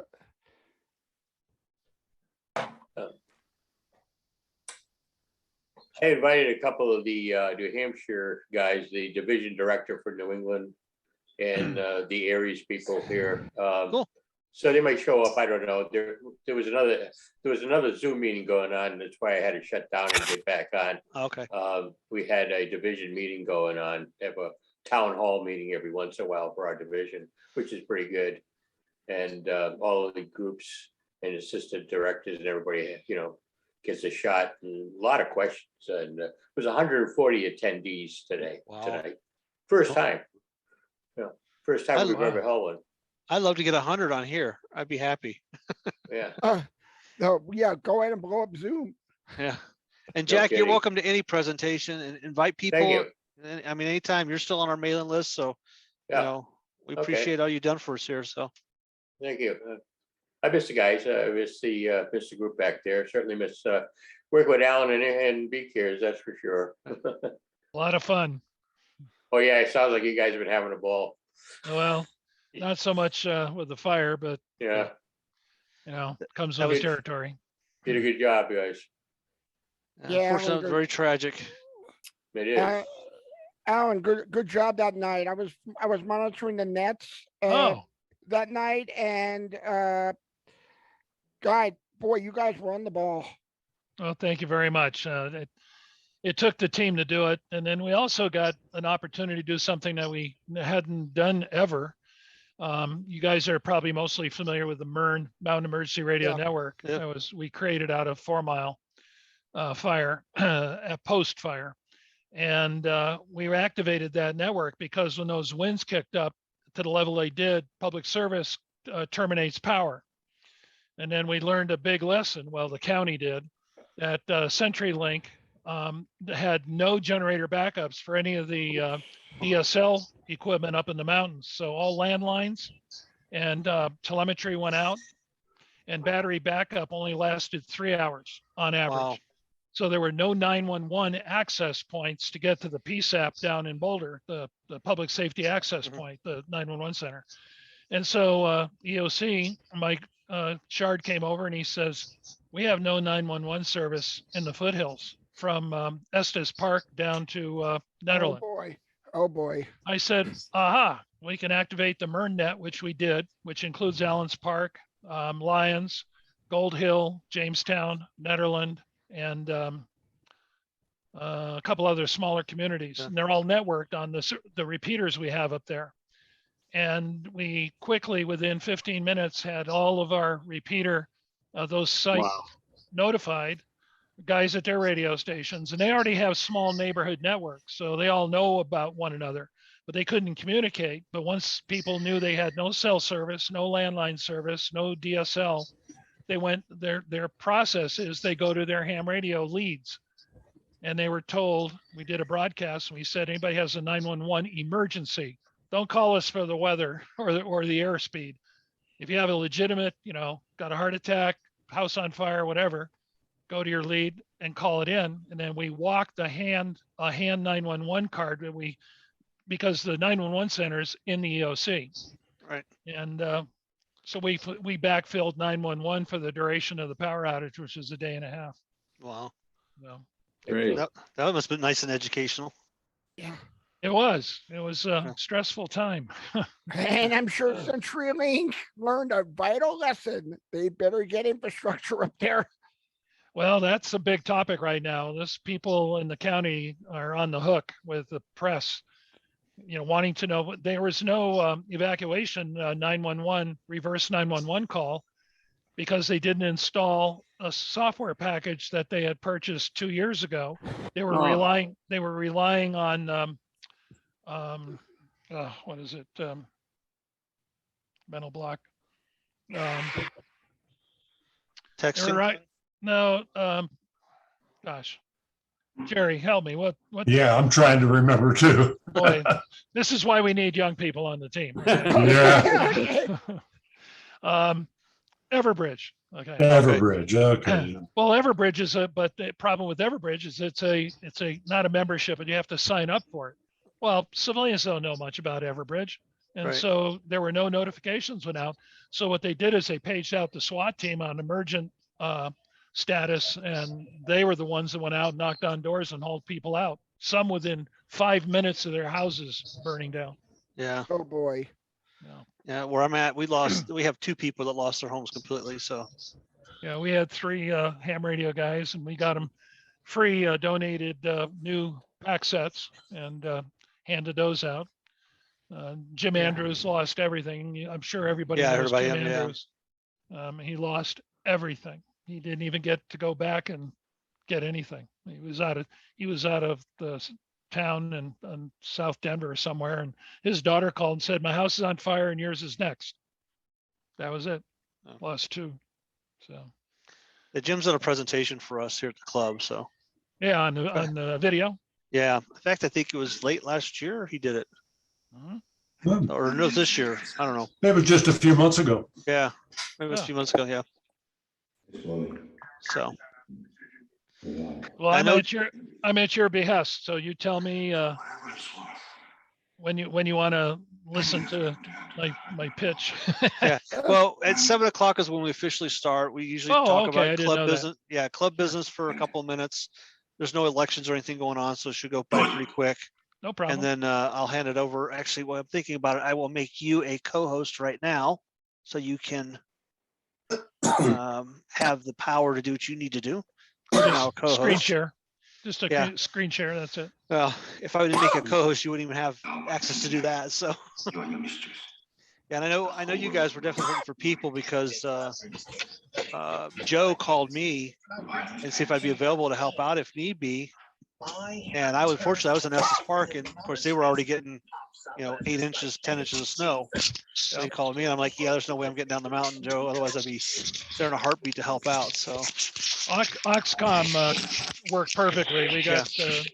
We had 4 people from Oxcom handle our second, third shift, so it was good.